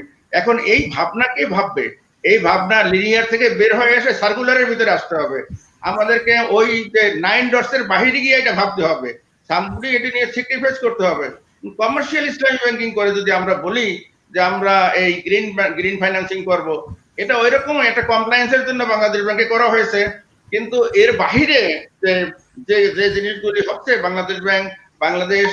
Bangladesh as a whole সে সচেতন ভাবে ওইরকম না হইলো বাংলাদেশ বাই কি বলবেন এক্সিজেন্সিস, বাংলাদেশের লোকজন তারা কিন্তু বিপ্লব ঘটিয়ে দিয়েছে। ওই যে যেটা আহসান হাবিব বললো গ্রাম অঞ্চলে যদি যান বায়োগ্যাস অমুক ইত্যাদি, তাই না? আমরা যে গ্রিন কনসেপ্টের যেটা মূল বিষয়টা হলো যে আমরা ন্যাচারাল রিসোর্সের উপরে বেশি জোর দেব, ডিপেন্ডেন্স কম হবে আমাদের আর্টিফিশিয়ালের উপরে। এটা কিন্তু এখন আমাদের দেশে ধরুন এই যে কেমিক্যাল সারের উপরে কিন্তু ডিমান্ড এখন আছে, কিন্তু আমাদের যে বিষয়টা হলো যে আমাদের ন্যাচারাল সার, ম্যানুর, আমাদের পোল্ট্রি, আমাদের ফিশারিজ, আমরা ডেইরি, এগুলির মাধ্যমে যা উৎপন্ন হচ্ছে তার মাধ্যমেও কিন্তু অনেকটা গ্রিন অ্যাক্টিভিটিদের ভিতরে চলে আসছে। কিন্তু আরেকটা দেখুন যেটা আমি আপনাদের ভাইদের উদ্দেশ্যে বলতে চাই, এটা বাস্তবতা যেটা আমি ফেস করে আসছি, সেটা হলো যে এখানে ইনভেস্টমেন্ট অপরচুনিটিস কি আমাদের এই ছোট মার্কেটে, বাংলাদেশের কথা। এখানে আমরা যখন শুরু করলাম 83 সনে 87, 88, 90-এর দিকে চলে আসলো গার্মেন্টস, এবং এই গার্মেন্টস গুলি সমস্ত লোকালাইজড হয়ে গেল আরবান এরিয়াতে, ঢাকা শহরে, চিটাগাং শহরে, কোনো জায়গাতে, বাড়িঘরে, রেসিডেন্সিয়াল এরিয়াতে। কিভাবে গ্রিনের কথা ভাবতে পারি? এবং অপরচুনিটিস, আর কোন opportunities, investment opportunities, fund utilisation opportunities ছিল না।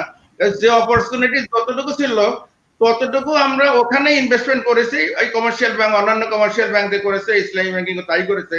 ইসলামী ব্যাংক এটা জানতো। কবির ভাই আমাদেরকে অনেক আগেই সিগন্যাল দিয়েছেন অ্যাজ এ রিসার্চার যে আমাদেরকে এন্টারপ্রেনিয়রশিপ ডেভেলপমেন্ট করতে হবে, আমাদেরকে নতুন নতুন অ্যাক্টিভিটি জন্ম দিতে হবে। প্রফিট লস শেয়ারিং এর কথা সবসময় উনি জোর দিয়ে আসছেন। আমরা কিন্তু আমাদের পার্সপেক্টিভ ইনভেস্টমেন্ট প্ল্যানের ভিতরে মোডের ভিতরে আমরা এরকম গ্রাজুয়েটেড স্কেলে আমরা রেখেছিলাম যে এবছর 5%, আগামী বছর 7%, 10%, 50 বছর পরে বাংলাদেশের বয়স যখন 50 বছর হবে তখন কমপক্ষে 30% আমাদের ফাইন্যান্সিং হবে মোদারাবাতে। কিন্তু এই এতদিন যাবত আমরা তথাকথিত এই ইসলামিক কমার্শিয়াল ব্যাংক এবং competing with the conventional bank এবং দেশের limitation, investment opportunities, fund utilisation opportunity অন্য কোথায় না পাওয়ার কারণে, এবং কোনো না কোনো ভাবে যে বিষয়টা এখানে আমাদের কোনো ব্যাখ্যারই অবকাশ রাখে না, কোনো না কোনো ভাবে কনসেন্ট্রেশন হয়ে গেছে কিন্তু কোনো জায়গাতে, সে কারণে আমাদেরকে we are left with very little fund আমাদের গ্রিন ব্যাংকিংটাকে এক্সিলারেট করার জন্য। কিন্তু যেটা আমরা করতে পারি সেটা হলো এখন থেকে এই যে অ্যাওয়ারনেসটা, আমি ধন্যবাদ জানাই আমাদের আজকের হোস্টকে লতুর রহমান ভাইকে যে এটা চালিয়ে দেওয়া হোক।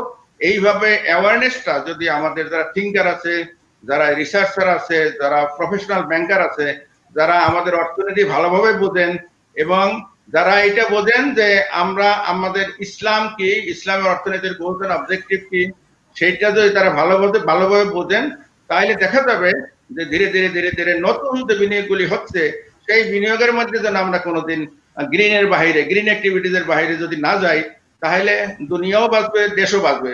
দেখুন, এটা বিষয়টা হলো যে এখানে আসার আগে ইনফরমাল ডক্টর আহসানের সাথে বলতেছিলাম, ওই যে একটা মেয়ে কি গ্রেটা থানসবার্গ নাকি ক্লাইমেট অ্যাকশনের জন্য, ওই 16 বছরের মেয়েটা, ওকে হয়তো নোবেল প্রাইজ দিয়ে আপনি আরো উপরে নিতে পারবেন, কিন্তু যারা এটা বাস্তবায়ন করবে তাদের কানে যদি এটা না যায়, তাদের সদিচ্ছা না থাকে, তাহলে কিছুই হবে না বক্তব্যের ভিতরে যদি থাকে।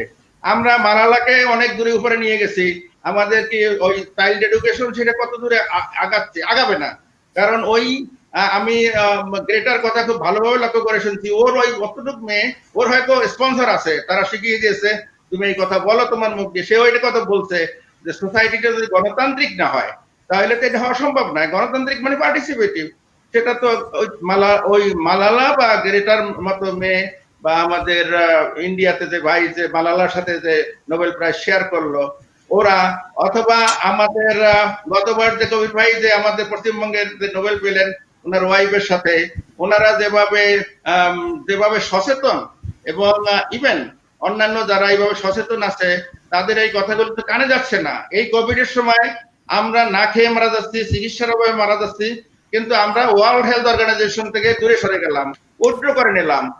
এইরকম কন্ট্রাডিক্টরি বিষয় যদি থাকে সমাজে, কিন্তু তারপরেও সমাজে গিয়ে চলতে আমরা পজিটিভ হতে চাই। ব্যক্তিগতভাবে এখানে আমরা যারা আছি সবাইকে একে অপরকে খুব ভালোভাবে চিনি, we are very much positive বলেই আমরা কিন্তু এখানে আলাপ আলোচনার জন্য আসছি।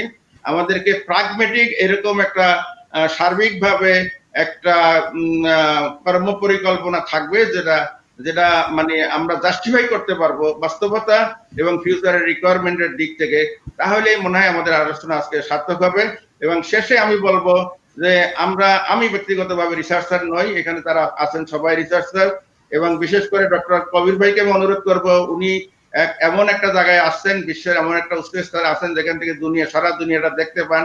দয়া করে আপনি এই বিষয়ে একটু আরো আমাদেরকে একটু ভালোভাবে গাইড করবেন, যাতে করে আমরা আমাদের বাংলাদেশের স্পেশালাইজ ব্যাংকিং আছে, কমার্শিয়াল ব্যাংকিং আছে, এগ্রিকালচারাল ব্যাংকিং আছে, এখানে কার কোনখানে কোন জায়গায় কোন মোডটা অ্যাপ্রোপ্রিয়েট হবে, এবং কেন আমরা পদ্মা ব্রিজে 30-40 হাজার কোটি টাকা আমাদের ব্যাংকগুলির কাছে দায়িত্ব দিলে কিন্তু আমরা এখান থেকে এই টাকাটা ফাইন্যান্স করতে পারতাম, ইসলামী ব্যাংকগুলির থেকে আমরা 15-20 হাজার কোটি টাকা দিয়ে যেতে পারতাম। ইসলামিক সুকুকের পরিবর্তে আমরা কেন ওয়ার্ল্ড ব্যাংকের কাছে গিয়ে নানান রকমের কত কিছু কাহিনী হলো আর কি। তো এই যে বিষয়গুলি সাম্প্রতিককালে কিন্তু এগুলি দৃষ্টিভঙ্গি পাল্টিয়ে যাচ্ছে। আমার জানা মতে 4 মাস কোভিড এর সিচুয়েশন না থাকলে এতদিনে সুকুক কিন্তু বাংলাদেশ ব্যাংক উদ্যোগ নিয়ে, মিনিস্ট্রি অফ ফাইন্যান্স উদ্যোগ নিয়ে অনেকটা এগিয়ে আসছে। তো এখন এই সুকুকটা যদি বাজারে আসে, তাহলে এই যে বড় ধরনের ফান্ড যেগুলি আছে, এখানে ধরুন গ্রিন ফাইন্যান্সিং এর একটা বড় ধরনের একটা সুযোগ আছে সুকুকের মাধ্যমে, সেটা হবে। আর এজ এ হোল যদি আপনি ইন্টারনাল ব্যাংকের অপারেশনাল এরিয়াস দেখেন, আমি বলবো 99% এখানে আপনি গ্রিন হয়ে গেছে, পেপার নেই, কোথাও কিছু নেই, বিএফটিএন, আরটিডিএস, ব্যাস ইত্যাদি, এবং এমন কোন ব্যাংক নাই যাদের আপনার ডিজিটাল প্ল্যাটফর্ম নাই, সবাই ডিজিটালি আইসিটি সবাই কাছে আছে, কর্মকর্তা কর্মচারীরা সবাই তাদের বাড়ি ঘরে, গ্রাম অঞ্চলে আমি মাঝে মাঝে এখন যাই, দেখি একটা সাধারণ বাড়ির ভিতরে দেখি উপরে সোলার প্যানেল জ্বলছে, তাই না, ঘরের ভিতরে আমরা এনার্জি সেভ, এটা কিন্তু সচেতনার কারণই হচ্ছে। কিন্তু ঢাকা শহর থেকে আপনার ওই পলিথিন উদাও হচ্ছে না, যে পলিথিন এর কারণে মাঝে মাঝে আমরা সাগরের অর্ধেক ডুবে যাচ্ছে, এরকম ছবিও তো আমরা মাঝে মাঝে দেখি, তাই না। আর যেখানে বিশ্বের অর্থনীতির একটা major volume, economic volume generate করে টোবাকো থেকে, যেটা ইসলাম হারাম করে দিয়েছে, তাই না, এইটা বন্ধ করা যাবে না।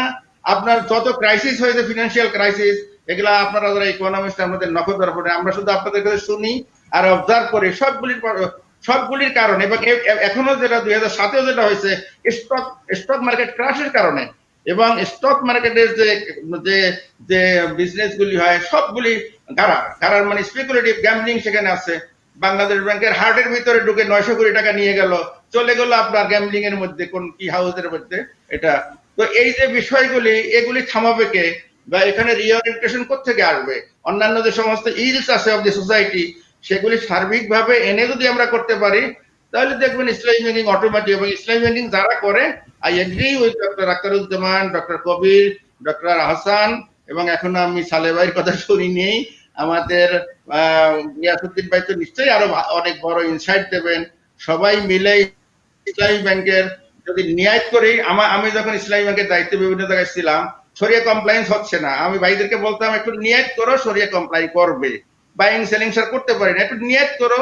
তো ইসলামী ব্যাংকে থাকতে আমি দেখলাম যে we would like to put square peg in a round hole, মানে আমরা বাই মজ্জল করব, মালামাল কিনে যেতে হবে একটা মুদির দোকানে বাই মজ্জল 40, 50, 60, 100, 200 রকম আইটেম সে করে। এখানে অ্যাপ্রোপ্রিয়েট বোর্ড হইলো মোদারাবা, আর না এমনি করবেন না, আপনি শরিয়া নন কমপ্লায়েন্স করে কেন করেন? তো এটা আমি ওখানে থাকতে একটা শব্দ বলছিলাম, this are impossible factors of impossibility, তাই না? এবং এখান থেকে বিস্তৃত হয়ে কেন যাচ্ছেন? এ কারণেই তো ইন্নামাল বাইয়ু মিসলু রিবা, কই কিনা বেচা সুদের মধ্যে তো কোনো পার্থক্য দেখি না। কারণ আমরা ফিজিক্যাল ডেমনস্ট্রেশন তো ওইভাবে ইসলামী ব্যাংক করে দিতে পারি না। মালামাল কিনবেন, দখলে নেবেন, মূল্য নির্ধারণ করবেন, ডকুমেন্টেশন করবেন, হস্তান্তর করবেন, যেটা শরিয়ার 100% রিকোয়ারমেন্ট। এগুলি যদি করতে যান তাহলে অটোমেটিক্যালি শরিয়া কমপ্লায়েন্ট হবে, এবং গ্রিন ব্যাংকিং এর যে মূল কনসেপ্ট আছে সেটাও অর্জিত হবে, এবং ওয়েলফেয়ার যেটা সেটা অটোমেটিক আসবে। কারণ প্রফিটেবিলিটি ইসলামী ব্যাংকের আইবিবিএল এর এমন একটা সময় ছিল, এত বেশি ছিল, এবং আমরা এমন ভাবে কনভিন্স করতে পেরেছিলাম, আমাদের সাথে যারা সম্পর্ক ছিল ওনাদের ওয়েলফেয়ার ফান্ড গুলি ইসলামী ব্যাংকের কাছে বিভিন্ন তহবিলে রাখতো, সেগুলি এখন আমাদের জন্য কোনো না কোনো কারণে সেগুলি বন্ধ হয়ে গেছে, সেই পদগুলি বন্ধ হয়ে গেছে। এখন আজকে এই কোভিড এর সময় কোথায় পাবো ইসলামী ব্যাংকিং এর কাছে? আপনারা আশা করে রাখছেন যে ইসলামী ব্যাংকিং এখানে সাহায্য করবে, ইসলামী ব্যাংকের কাছে এরকম তো কোনো ফান্ড নাই। ইসলামী ব্যাংকে ইসলামী লস অফসেটিং ILOR, ইসলামী ইনভেস্টমেন্ট লস অফসেটিং রিজার্ভ নামে 83 সনে একটা ফান্ড ক্রিয়েট করেছিলাম। সেখানে আমরা বহু কোটি টাকা, একটা ফিগার আমি বলবো না because it is IBBL figure, সেই ফিগারটা আমরা পরে ইকুইটির খুঁটি হিসেবে লাগিয়েছি। কত বড় একটা শক্ত খুঁটি হয়েছে ইসলামী ব্যাংক দাঁড়িয়ে গেছে তার উপরে। কারণ তখন আমাদের চিন্তা, মাথার ভিতরে খুব সাংঘাতিক চিন্তা ছিল, যে আবেগটা এত বেশি ছিল যে আমরা PLS করব, মোশারাকা করব, মোদারাবা করব।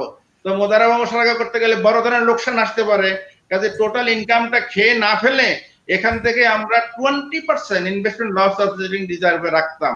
দেখুন, এই জাতীয় চিন্তা ভাবনা যদি ফাইন্যান্সিং এ, রিমডেলিং এ, রিস্ট্রাকচারিং এ না আসে, ইনোভেশনে যদি না আসে, তাহলে আমার মনে হয় না ও গ্রিন ব্যাংক, আমি এটা এমন কোন মানে বিষয় দেখি না, ইনসারমাউন্টেবল কিছু দেখি না। আমার কাছে মনে হয় যে এই প্রস্তুতিগুলি যে এইভাবে থাকে, পার্টিকুলারলি মানসিক, একেবারে টোটাল আপনার যদি আমাদের চিন্তা ভাবনার ভিতরে বড় ধরনের একটা পরিবর্তন ঝড় না আনা যায়, তাহলে হচ্ছে না। ডক্টর কবির ভাই, আমি বারে বারে ওনাকে রেফার করি এই জন্য, উনি এত ইনভলভ, অনেক নন মুসলিম স্কলারদের সাথে ইনভলভ আছে, যারা এই আমাদের Islamic economic system, Islamic way of life, Islamic শরিয়ার জ্ঞান আমাদের সাথে অনেক ভালো রাখে। তারা যেভাবে আমাদেরকে পথ দেখিয়ে দেয়, যে আপনারা প্রথমে বলে যে আপনারা আপনাদের বিভিন্ন মাযহাবী ডিফারেন্স এত, এইটা মিনিমাইজ না করলে তাকাতে পারবেন না। কবির ভাই দুনিয়ার অনেক জায়গাতে আনসার দিতে গিয়া বেহুশ হয়ে যান, যে এত বড় ধরনের একটা কথা। আমি বলবো এই প্রোডাক্টটা এভাবে চলতে পারে, আমার অন্য মাযহাবে, অন্য স্কুল অফ থট চলতে হতে। সো মাহাতির মোহাম্মদ বলছিলেন যে unless you can reduce this difference of opinion, এগুলি আনসার করার মতো, আনসার করার জন্য সময় আসছে। আমরা যেহেতু সবাই আশাবাদী, আমি মনে করি এই আলাপ আলোচনা, একদিন আমি তো কিছুই বুঝতাম না, এখন তো আলোচনায় অংশগ্রহণ করতে পারি ইনশাআল্লাহ। ভবিষ্যতে আমি আপনাদের সাথে সংযুক্ত থাকতে চাই। এবং আবারও ডক্টর আহসানকে, উনি এমন এক আর্টিকেল থট প্রভোকিং লিখছেন, আমি দেখলাম সব জায়গায় রেফারেন্স 2020, মানে সর্বশেষ চিন্তা ভাবনাটা উনি এখানে এনে ওনার দায়িত্বটা, আর্টিকেলটাকে দাঁড় করিয়েছেন। তো আমি এটা দেখে এতই অভিভূত যে আহসান যে এই কাজ করবে এটা তো আমরা আশা করি নাই। থেকে ইসলামী ব্যাংকিং এর উপরে ভাবছেন, বিকজ ওনার মনের খোরাক যোগাচ্ছে। এবং Ahsan not alone in BIBM, সেখানে কিন্তু আরো নট অন ইন BIBM, আদার জায়গাতে সবাই কাজ করছে। এই বিষয়টা আগে ছিল না, এখন আছে, সারা দুনিয়ায় বিশ্বে কাজ করছে। ইনশাআল্লাহ আমরা একদিন বিজয়ী হব। আল্লাহ আমাদের তৌফিক দেন। আসসালামু আলাইকুম ওয়া রাহমাতুল্লাহি ওয়া বারাকাতুহু। সরি, আমি একটু সময় বেশি নিয়ে ফেললাম, আর মনের ভাব ব্যক্ত করার জন্য এত কম সময় পাচ্ছিলাম না। Thank you again. আসসালামু আলাইকুম ওয়া রাহমাতুল্লাহ।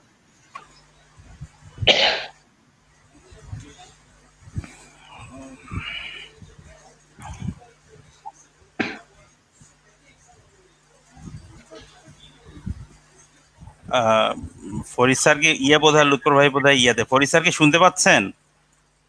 আমি শুনতে পাচ্ছি।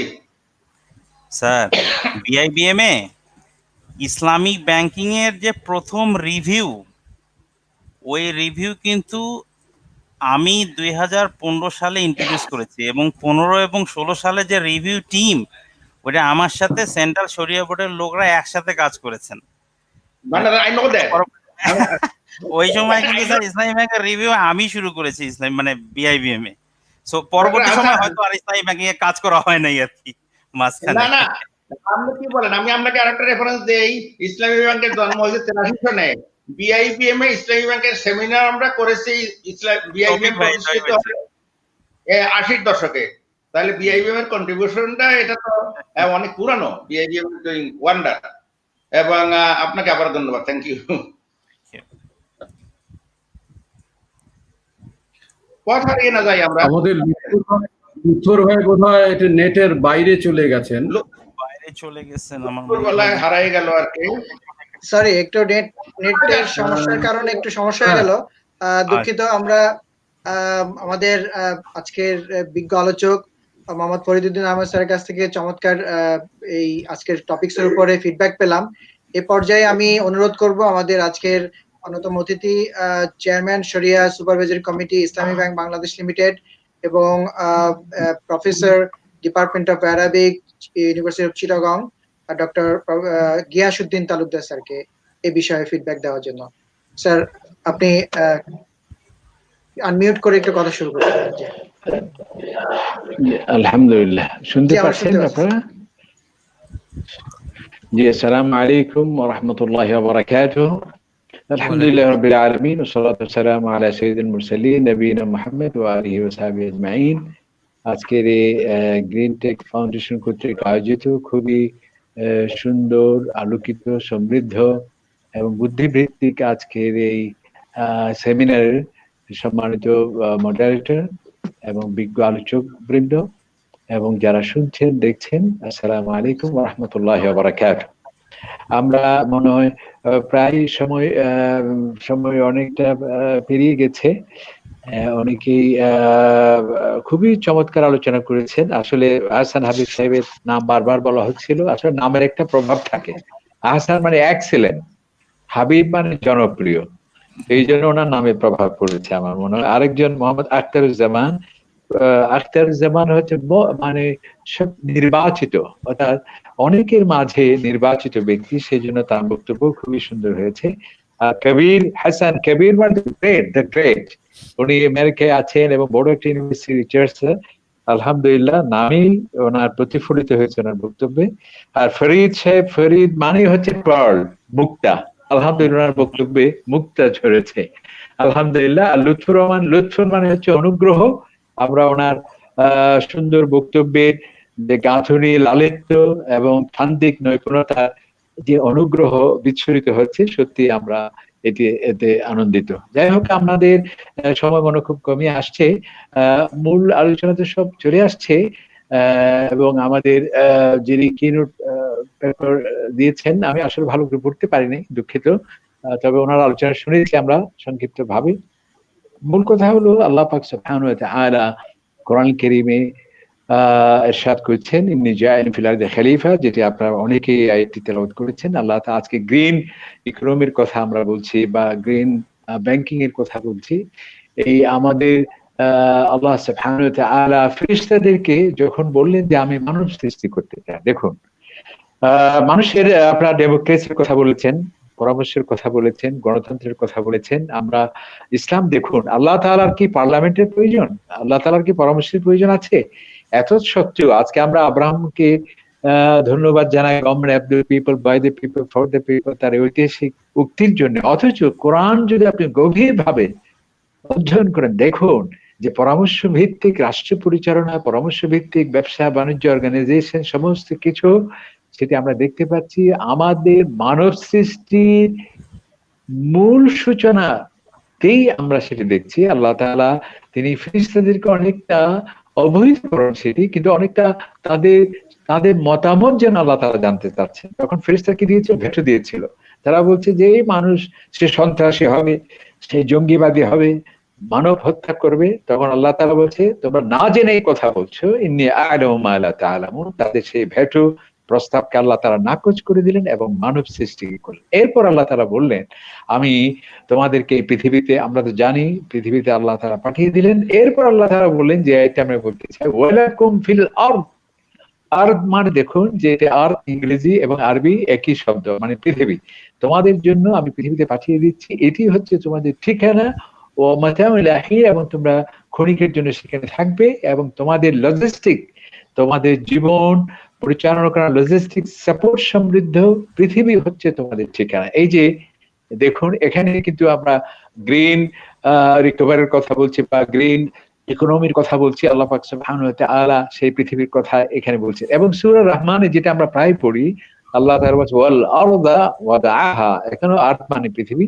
আমি এই পৃথিবী তোমাদের মানুষের জন্য, প্রাণী জগতের জন্য করেছি লিল আনাম, এবং সেখানে তোমাদের বেঁচে থাকার সকল উপায় উপকরণ আমি এখানে দিয়ে দিয়েছি।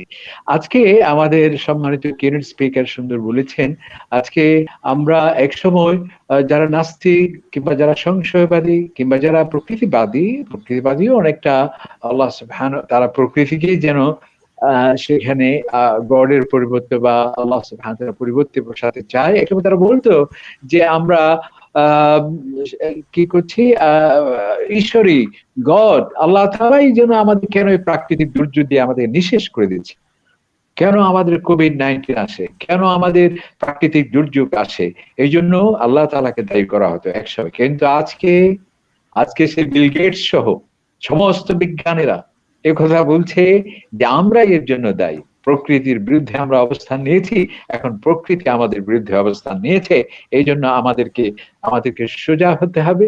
এবং সে কথা বলছে, এই কথা যে তারা বলছে, এটা কি তাদের কথা? এটা তো কোরআনের কথা। আল্লাহ তাআলা বলছেন যাহারাল ফাসাদু ফিল বাররি ওয়াল বাহর, জলস্থলে বিপর্যয়, এই কোভিড-19, এই প্রাকৃতিক সেখানে দুর্যোগ, জলোচ্ছ্বাস, সবকিছু তোমাদের কর্মফলের কারণে এগুলো হয়েছে।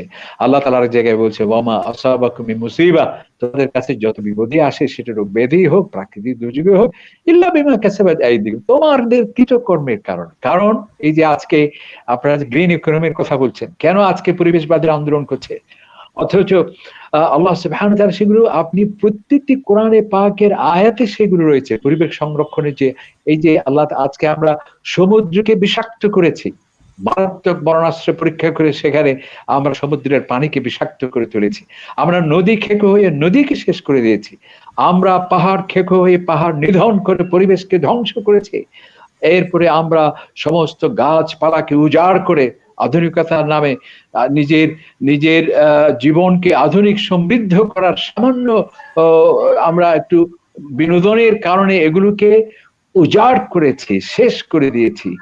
এখন আমরা বলছি আমরা ভুল করেছি। এখন একটি কচ্ছপ মারা গেলে আমরা সেই সমুদ্রের কোথায়, সেখানে সমস্ত পরিবেশবাদের আন্দোলন করছে, পাহাড়কে নিধন করা হলে সেটি পরিবেশবাদের আন্দোলন করছে। অথচ আল্লাহ সুবহানাহু ওয়া তাআলা সেই সমুদ্রের কথা বলেছেন কোরআনে, আমি এই সমুদ্র দিয়েছি।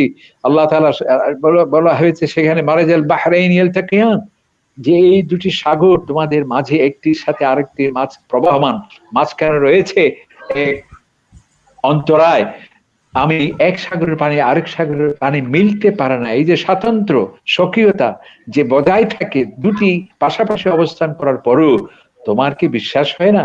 এরপরও আমি আল্লাহ তাআলা এগুলো সৃষ্টি করেছি। এরপরে আল্লাহ তাআলা এভাবে এই যে আজকে ওজোন স্তরে ফাটল ধরেছে, সেটা আল্লাহ তাআলাই কোরআনে বলছেন, ওই যে আল্লাহ সামা আলাইকুম সাকফাম মাহফুজা, আমি তোমাদের উপর একটি প্রোটেক্টেড সিলিং, আল্লাহ তাআলা বলছে সাকফাম মাহফুজা, প্রোটেক্টেড সিলিং। এটাকে প্রোটেক্টেড কেন বলা হয়েছে? আজকে বিজ্ঞানী অবাক, ১৫০০ বছর আগের কোরআনে আকাশকে বলা হচ্ছে প্রোটেক্টেড সিলিং। ওরা বল যে তা তো অবশ্যই, বর্তমানে আমরা দেখছি। কারণ কি, এখানে যে সূর্যের যে অতি বেগুনি রশ্মি, যেটি ডাইরেক্ট আমাদের কাছে আসলে ক্যান্সার হতে পারে, এবং নানাবিধ যে উল্কা ঝড় হয়, সেগুলো এমন একটি প্রোটেক্টেড সিলিং আছে, সেখানে ধাক্কা খেয়ে আবার উপরে চলে যাচ্ছে। এবং আমাদের যে তাপমাত্রা, সেটিকে সংরক্ষিত রাখার ক্ষেত্রে এই আকাশ একটি ভারসাম্যপূর্ণ অবস্থান করছে, কোরআনে বলা হয়েছে। সেটিকে আমরা ব্যবসার নামে, আমাদের আধুনিকতার নামে, প্রগতির নামে, উন্নতির নামে আমরা সেগুলোকে শেষ করে দিয়েছি।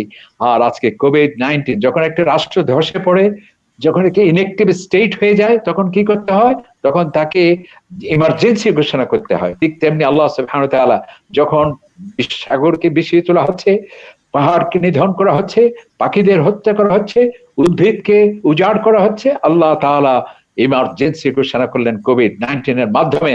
এখন সমস্ত পরিবেশ আবার ফিরে আসছে, সমুদ্রে সেই সব সব কিছুতে একটা প্রাকৃতিক পরিবেশ ফিরে আসছে। কারণ কি? সেটাই আল্লাহ সুবহানাহু ওয়া তাআলা বলেছেন যে সবকিছুর কর্মফল তোমাদের। যাই হোক, আমরা আজকে কথা বলছি অর্থনীতি নিয়ে। ইসলাম আসলে সময় মনে হয় নেই। ইসলাম অর্থকে এত গুরুত্ব দিয়েছে, অনেক সময় অনেক ওরিয়েন্টালিস্টরা বলে, বা অনেক যারা নাস্তিক, যারা ধর্মের প্রতি আস্থা রাখতে পারে না, যে বলে যে ধর্মের সাথে আবার অর্থের কি সম্পর্ক? যত সব অর্থ অনর্থের মূল যেই ধর্মে বলা হয়, সেই ধর্ম আবার ইসলামে ফিন্যান্সের কথা থাকবে, গ্রিন রিকভারির কথা থাকবে। এটা কিভাবে হতে পারে? না, এটি অন্যান্য ধর্মের ক্ষেত্রে হলেও ইসলামের ক্ষেত্রে সেটি প্রযোজ্য নয়, কারণ ইসলাম বাস্তব ভিত্তিক ধর্ম, জীবন ঘনিষ্ঠ ধর্ম। অনর্থ বলা নেই। আল্লাহ তাআলা বলছেন, আমি এই পৃথিবীকে তোমাদের জন্য সৃষ্টি করেছি, এবং এই সম্পদকে আল্লাহ তাআলা কল্যাণ বলেছেন। আমরা অকল্যাণ অনর্থক বলছি, আল্লাহ তাআলা বলছেন ইন্নাহু লিহুব্বিল খাইরি লাশাদীদ। এই মানুষের একটা স্বভাবজাত হলো সে খাইরকে পছন্দ করে। খাইর মানে কি? যেটা আমরা বাংলাতে বলি না খায়ের খা, খায়ের এটা আরবি শব্দ, খায়ের মানে ভালো। তাহলে আল্লাহ যেই সম্পদের স্রষ্টা, তিনি বলছেন এটা মঙ্গল এবং কল্যাণ। আজকে আমরা সেটাকে অনর্থক বলছি, এবং আল্লাহ তাআলা অন্য জায়গায় বলছেন ওয়াইন তারাকা খাইরান ওয়াসিয়া, এই মানুষ যদি মৃত ব্যক্তি যদি খাইর রেখে যায়, কল্যাণ রেখে যায়, এখানেও সম্পদকে কল্যাণ বলা হয়েছে। কারণ এই সম্পদ থাকলে আমরা গ্রিন ইকোনমির কথা বলতে পারি, এই সম্পদ থাকলে আমরা ব্লু ইকোনমির কথা বলতে পারি, এই সম্পদ থাকলে আমরা মানব কল্যাণের জন্য কথা বলতে পারি। এই জন্য আজকে দেখুন ইসলাম কত জীবন ঘনিষ্ঠ ধর্ম, এই অর্থকে এত গুরুত্ব দিয়েছে যে কোরআনুল কারীমের সবচেয়ে দীর্ঘতম আয়াত, সবচেয়ে লম্বা আয়াতটি হচ্ছে অর্থ বিষয়ক আয়াত। বা আমি বলতে পারি আজকের অর্থনীতি প্রফেসর যিনি আছেন, বা আমাদের ব্যাংকার যারা আছেন এখানে, বিবিএম এ যারা অর্থ বিষয়ক যারা কাজ করছেন, আপনাদের সাবজেক্ট রিলেটেড আয়াতটি হচ্ছে কোরআনের সবচেয়ে দীর্ঘতম আয়াত। সেটি হচ্ছে যদি মানুষ ঋণ গ্রহণ করে, সেই ঋণ গ্রহীতা, সেই ঋণ দাতা, এবং সেগুলো রেকর্ড কিপিং কিভাবে হবে, সাক্ষী কে হবে, এবং যদি ঋণদাতা এবং ঋণ গ্রহীতা অনেক দূরে অবস্থান করে, কেউ টুকিতে, কেউ আছে জাপানে, তাহলে কেউ যদি সাক্ষী না থাকে, এই সব বিষয় কিভাবে সুরক্ষিত হবে, সেই সব বিধান সম্বলিত আয়াতটি হচ্ছে কোরআনের সবচেয়ে দীর্ঘতম আয়াত। যেটি আমি আরেকটি বলছি, আর এক সময় দুর্ভিক্ষ হলে এক সময় নাস্তিক যারা ছিল তারা আল্লাহ তাআলাকে দায়ী করতো, দেখো হে তোমাদের ঈশ্বর আজকে আমাদেরকে ফলন ঘাটতি দিয়েছে, আমরা দুর্ভিক্ষে কষ্ট পাচ্ছি। কিন্তু ওই যে বিজ্ঞানীরা যেমন আজকে বুঝিয়ে দিলেন, এই কোভিড-19 আমাদের কারণে হলো, এই প্রাকৃতিক দুর্যোগ আমাদের কারণে, আজকে যে অর্থনৈতিক এই যে যেটা দুর্ভিক্ষ হয়, একটি ইসলামিক কথা বলে, কোরআনের কথা বলে, আল্লাহ রসুলের কথা বলে, আমাদের ভাই জানাব প্রফেসর অমর্ত্য সেন, আমাদের ভাই বলছি এই জন্য যে তিনি আমাদের বাংলাদেশেরই ছিলেন, পরবর্তীতে বিভাজনের পর সেখানে গিয়েছেন, তিনিই বলেছেন যে সম্পদের বন্টনের অভাবেই দুর্ভিক্ষ হয়। ওনার থিসিসটা ছিল দুর্ভিক্ষ পীড়িত যে সমস্ত রাষ্ট্রগুলো, সেখানে কেন দুর্ভিক্ষ হয়েছিল, ওটি বলছে সেখানে সম্পদের কোনো অভাব ছিল না, সম্পদের বন্টনের অভাবে সেখানে কি হলো, আপনার এই দুর্ভিক্ষ হলো। তাহলে এখানেও আজকে ইসলামের কথাই বলছে। এবং আপনারা জানেন কিছুদিন আগে একজন জাপানি বিজ্ঞানী, তিনি নোবেল বিজয়ী হলেন, মুসলমানদের কথা বলে, সিয়ামের কথা বলে, রমাদানের সেই তাৎপর্যের কথা বলে।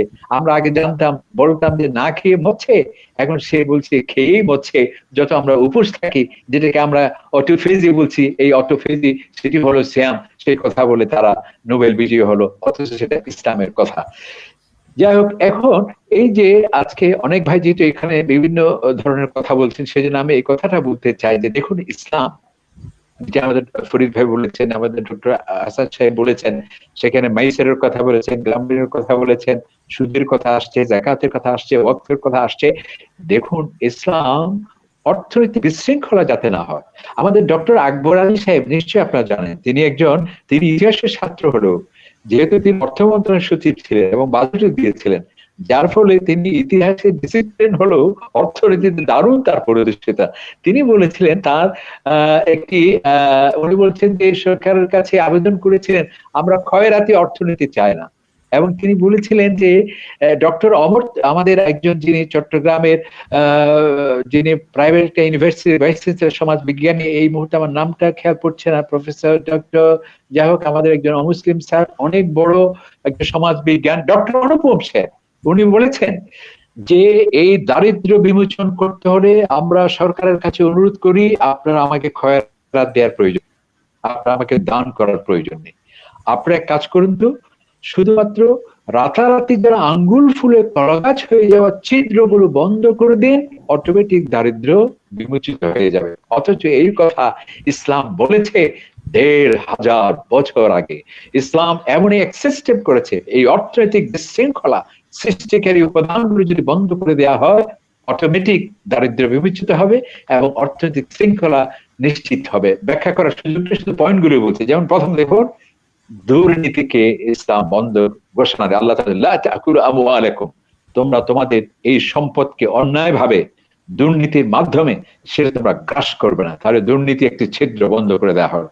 অপচয়, এই যে উনি বললেন ইন্নাল মুবাযযিরিনা কানু ইখওয়ানা শায়াতিন, অপচয়কারী শয়তানের ভাই। চৌর্য বৃত্তিকে, চুরি ডাকাতিকে ইসলাম হারাম করেছে। এরপর অবৈধ ব্যবসা, অবৈধ অনৈতিক ব্যবসা বাণিজ্যের মাধ্যমে আঙ্গুল ফুলে কালাগাছ হয়ে যায়, হঠাৎ করে হাজার কোটি টাকার মালিক হয়ে যায়। তার মানে হচ্ছে লক্ষ কোটি মানুষ, যেটা আমাদের ফরিদ ভাই বললেন যে সারা পৃথিবীর সমস্ত সম্পদ মাত্র ২০ থেকে ২৫ জন মানুষের কাছে চলে গিয়েছে। এটি কেন?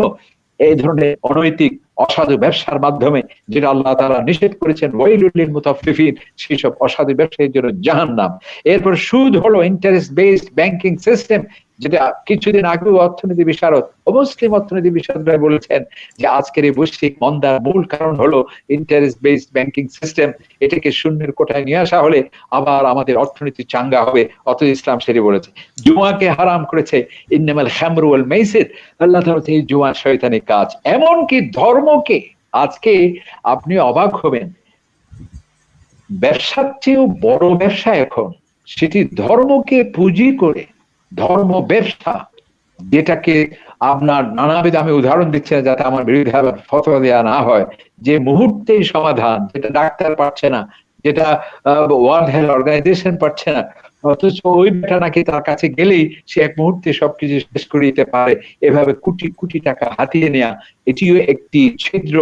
আল্লাহ তাআলা সেটাও বন্ধ করে দিয়েছেন, বলছে ইন্না কাসীরাম মিনাল আহবার ওয়ার রুহবান, যারা পুরোহিত, যারা সেই সো কল ধর্মীয় নেতৃত্ব, ধর্মকে ব্যবহার করে মানুষের পকেট হাতিয়ে নেয়, অনৈতিক কাজ সেটি বন্ধ করে দেওয়া হোক। এরপরে আল্লাহ সুবহানাহু ওয়া তাআলা যেটি বলছেন যে কোন ব্যক্তির কাছে যাতে সম্পদ গচ্ছিত না হয়, সারা পৃথিবীর সম্পদ 25 ব্যক্তির কাছে থাকবে, 100-200 মানুষের কাছে থাকবে, তাতে হতে পারে না। সেই জন্য ক্যাপিটালিজম আসছে, বলছে যে মানুষের ব্যক্তিকেন্দ্রিক সম্পদ হলে সেই সমস্যা দূরীভূত হবে। আবার এর বিপরীতে সোশ্যালিজম আসলো যে রাষ্ট্রের কাছেই অর্থ যেতে হবে। আর ইসলাম করেছে কি, দুটির মাঝে ভারসাম্য পূর্ণ করেছে। ১৫০০ বছর আগে সেখানে ব্যক্তি মালিকানা কেউ করা হয়েছে, আবার সেই ব্যক্তি মালিকানা যাতে সব সেখানে গচ্ছিত না হয়, সেখানে সমাজ এবং রাষ্ট্রের অধিকারকেও প্রতিষ্ঠিত করা হয়েছে, যেটি যাকাতের মাধ্যমে, ওয়াকফের মাধ্যমে, সেচের মাধ্যমে।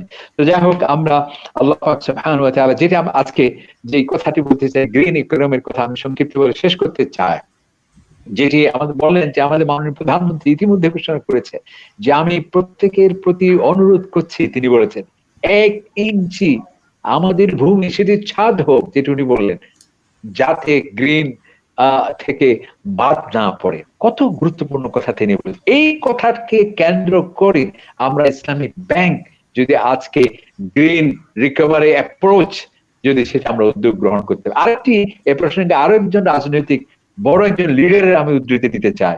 আমরা একবার একটা বিদেশি একটি প্রাইভেট ইউনিভার্সিটি ফাইন্যান্সের জন্য আমাদের একজন এমপি, যিনি বর্তমানে আবু রেজা সাহেব, এমপি সাহেব, নদভী সাহেব, আমরা সৌদি আরবের প্রাক্তন তেলমন্ত্রীর কাছে গিয়েছিলাম।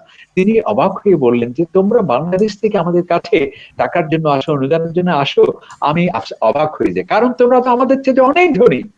আমরা অবাক হলাম যে আপনি কি বাস করছেন আমাদের সাথে? বলছেন না, দুটি কারণে। একটি হচ্ছে তোমাদের এই যে 14 কোটি মানুষ, 28 28 কোটি যে তোমাদের হাত, অর্থাৎ তোমাদের শ্রম শক্তি, মানব সম্পদ। আরেকটি হচ্ছে তোমাদের রয়েছে গ্রিন ভূমি, প্রতিটি ইঞ্চি, এবং বৃষ্টি হলে সেখানে যে হয় সেটি তোমাদের জন্য সবচেয়ে বড় শক্তি।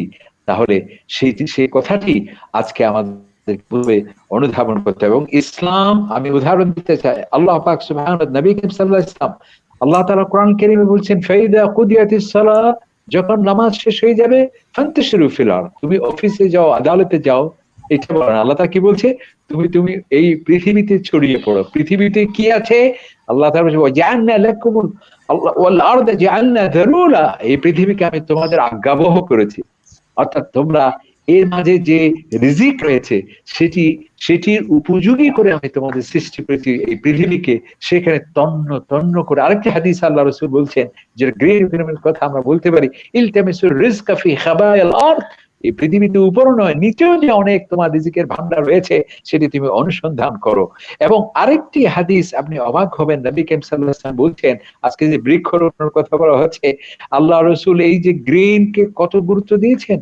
আল্লাহ রাসূল বলছেন যে কোন ব্যক্তি যদি একটি গাছের চারা লাগালো, বীজ বপন করলো, এবং সেই বপনকৃত বীজটি গাছে রূপান্তর হলো, এবং সেখানে ছায়াতে আশ্রয় নিল, এবং সেই গাছে যে ফল হলো, মানুষ খেলো, পাখি খেলো, কানা লাহু সাদাকা।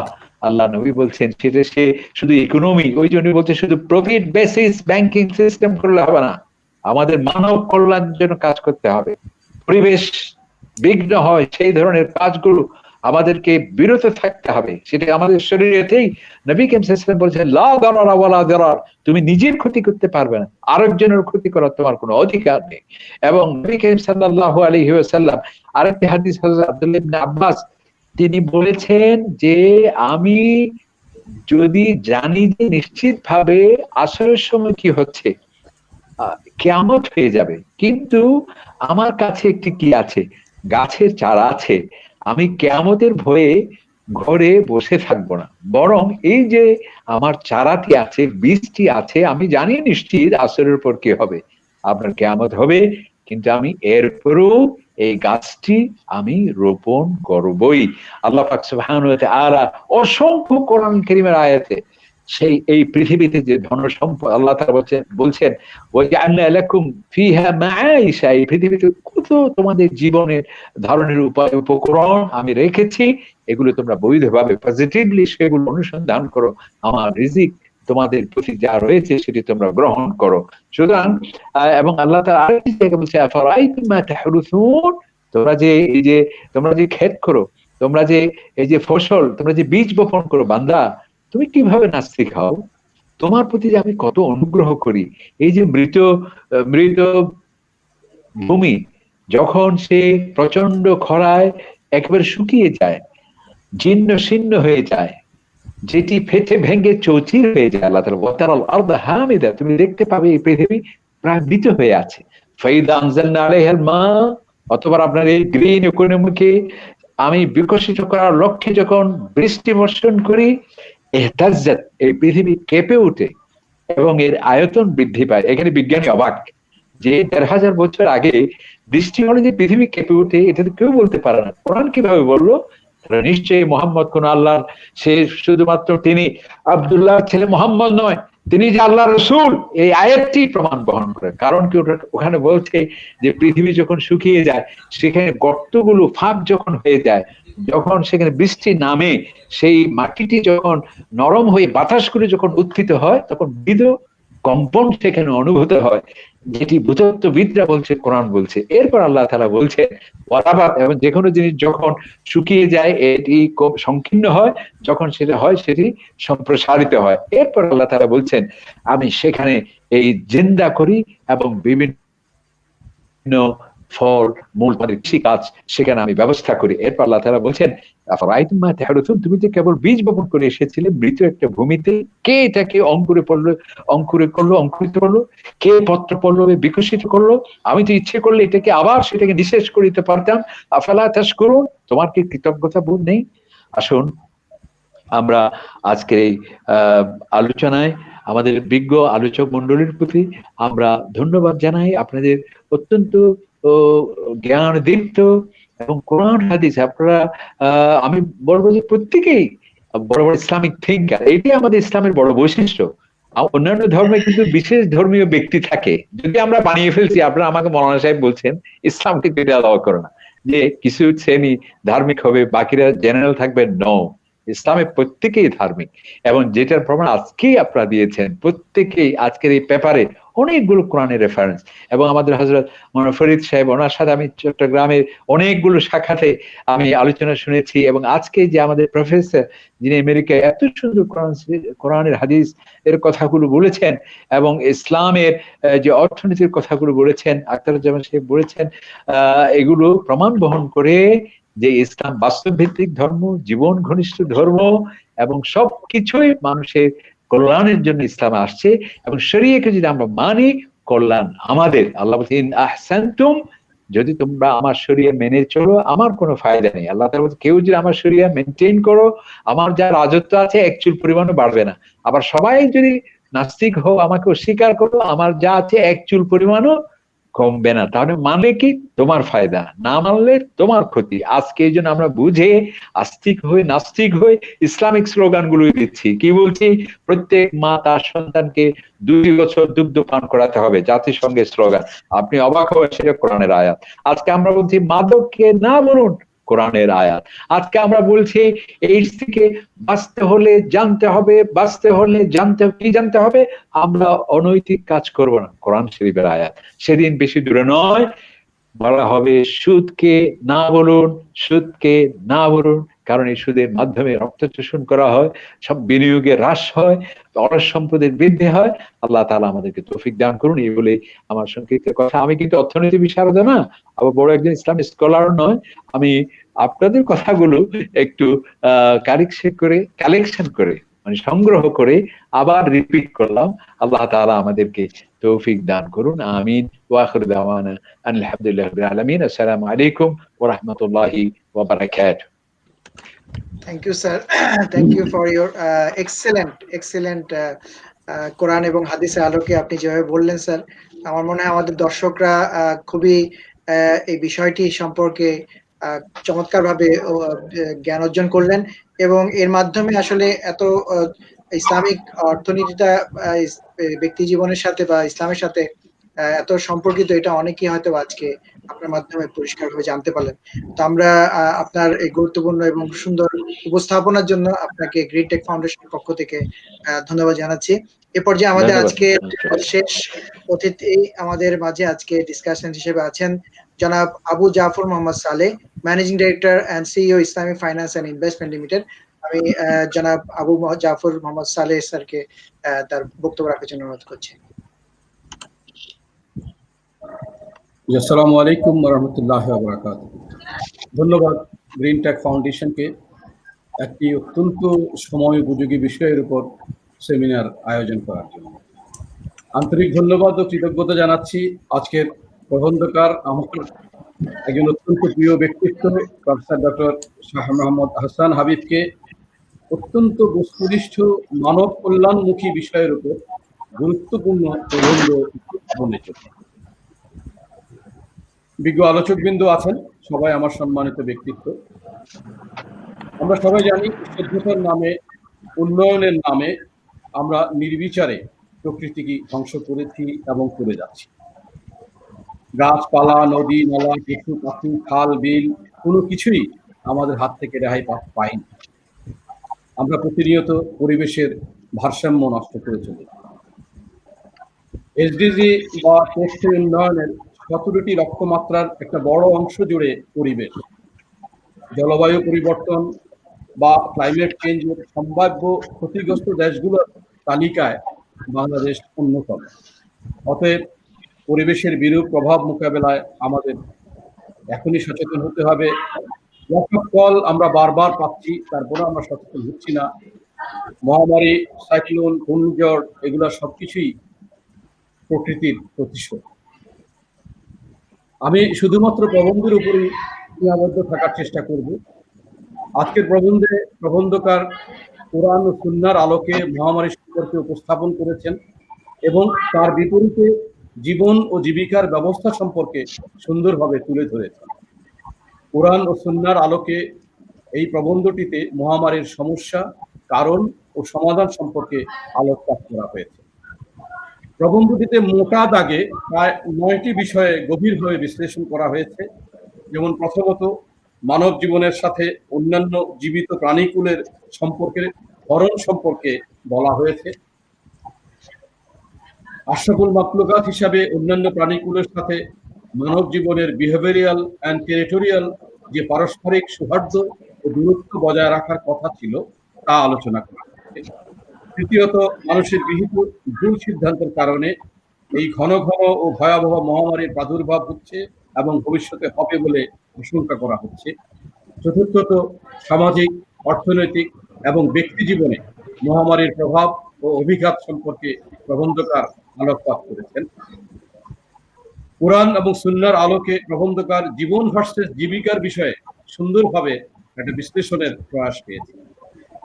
অতঃপর প্রবন্ধকার কিভাবে আমরা মহামারীর ফ্রিকুয়েন্সি এবং সিভিয়ারিটি থেকে রক্ষা পেতে পারি তা বলার চেষ্টা করেছে।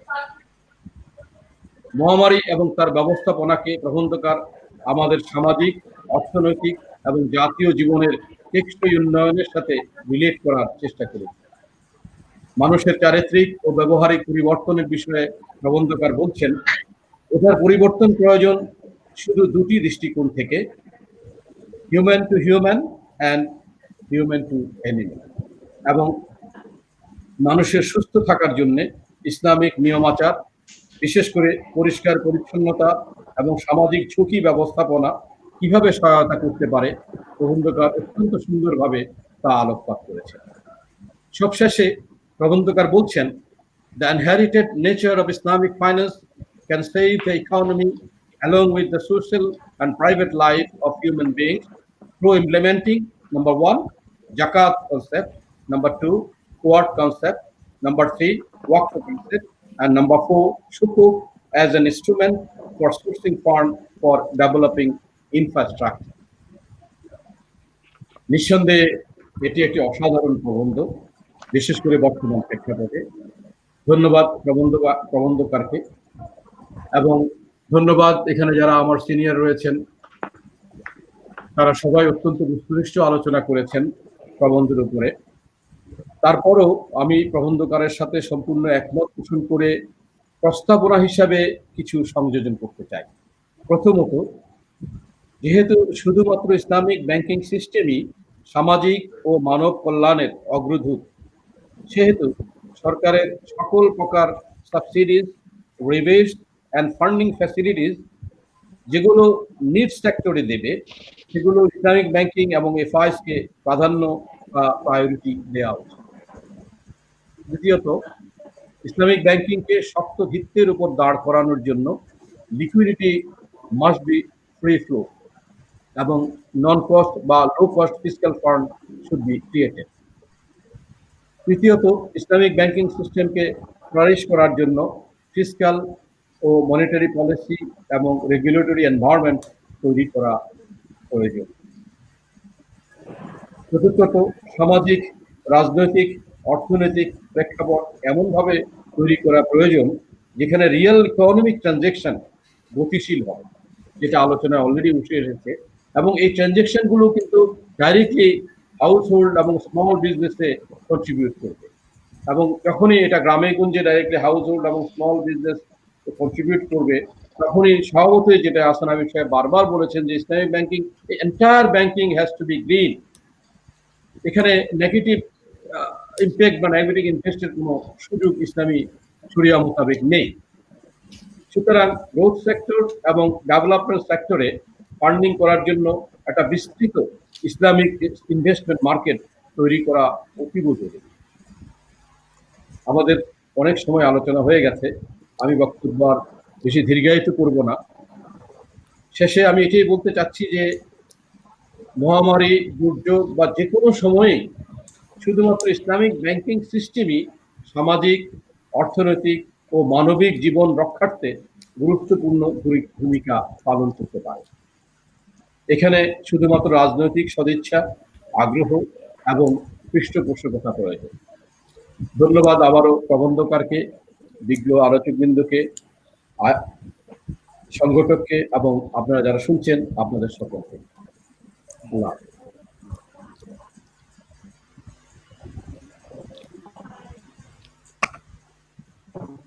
আপনি মিউট করা আছেন। মিউট করা আছে ভাই।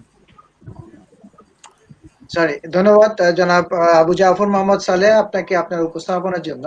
আমরা দীর্ঘক্ষণ আজকের এই বিষয়ের উপরে আলোচনা শুনলাম। বিজ্ঞ আলোচক যারা ছিলেন তারা বেশ গুরুত্বপূর্ণ কিছু পরামর্শ এবং ইনপুট দিয়েছেন এই টপিকস এর উপর। আমার মনে হয় আমাদের মূল প্রবন্ধকার উনি এই বিষয়গুলোকে নজরে এনে এবং বিষয়গুলোর কনসিডারেশনে এনে রিভিউ যেটা প্রয়োজন সেটা করলে আমরা পরবর্তীতে হয়তোবা এটা নিয়ে আরেকটি সেশন, বিশেষ করে এই অ্যাপ্রোচটি কিভাবে ইমপ্লিমেন্টেশন করা যায় সেটার জন্য হয়তো আপনাদের পরামর্শ নিয়ে আমরা আবার কি আয়োজন করব, যাতে আমাদের এই আলোচনা শুধু আলোচনার ভিতরে সীমাবদ্ধ না থাকে। এই আলোচনার যে বিষয়গুলো আজকে উপস্থাপিত হয়েছে সেগুলো যেন ইসলামী ব্যাংকের এই রিকভারি অ্যাপ্রোচের ক্ষেত্রে রিফ্লেকশন আসে, এবং সেক্ষেত্রে আপনাদের সকলের সহযোগিতা এবং সকলের পার্টিসিপেশন একান্তভাবে কামনা করে আপনাদের মূল্যবান সময় দীর্ঘক্ষণ আমাদের সাথে দেওয়ার জন্য গ্রিনটেক ফাউন্ডেশনের পক্ষ থেকে আপনাদেরকে ধন্যবাদ জানিয়ে আজকের মতো আমরা বিদায় নিতে যাচ্ছি।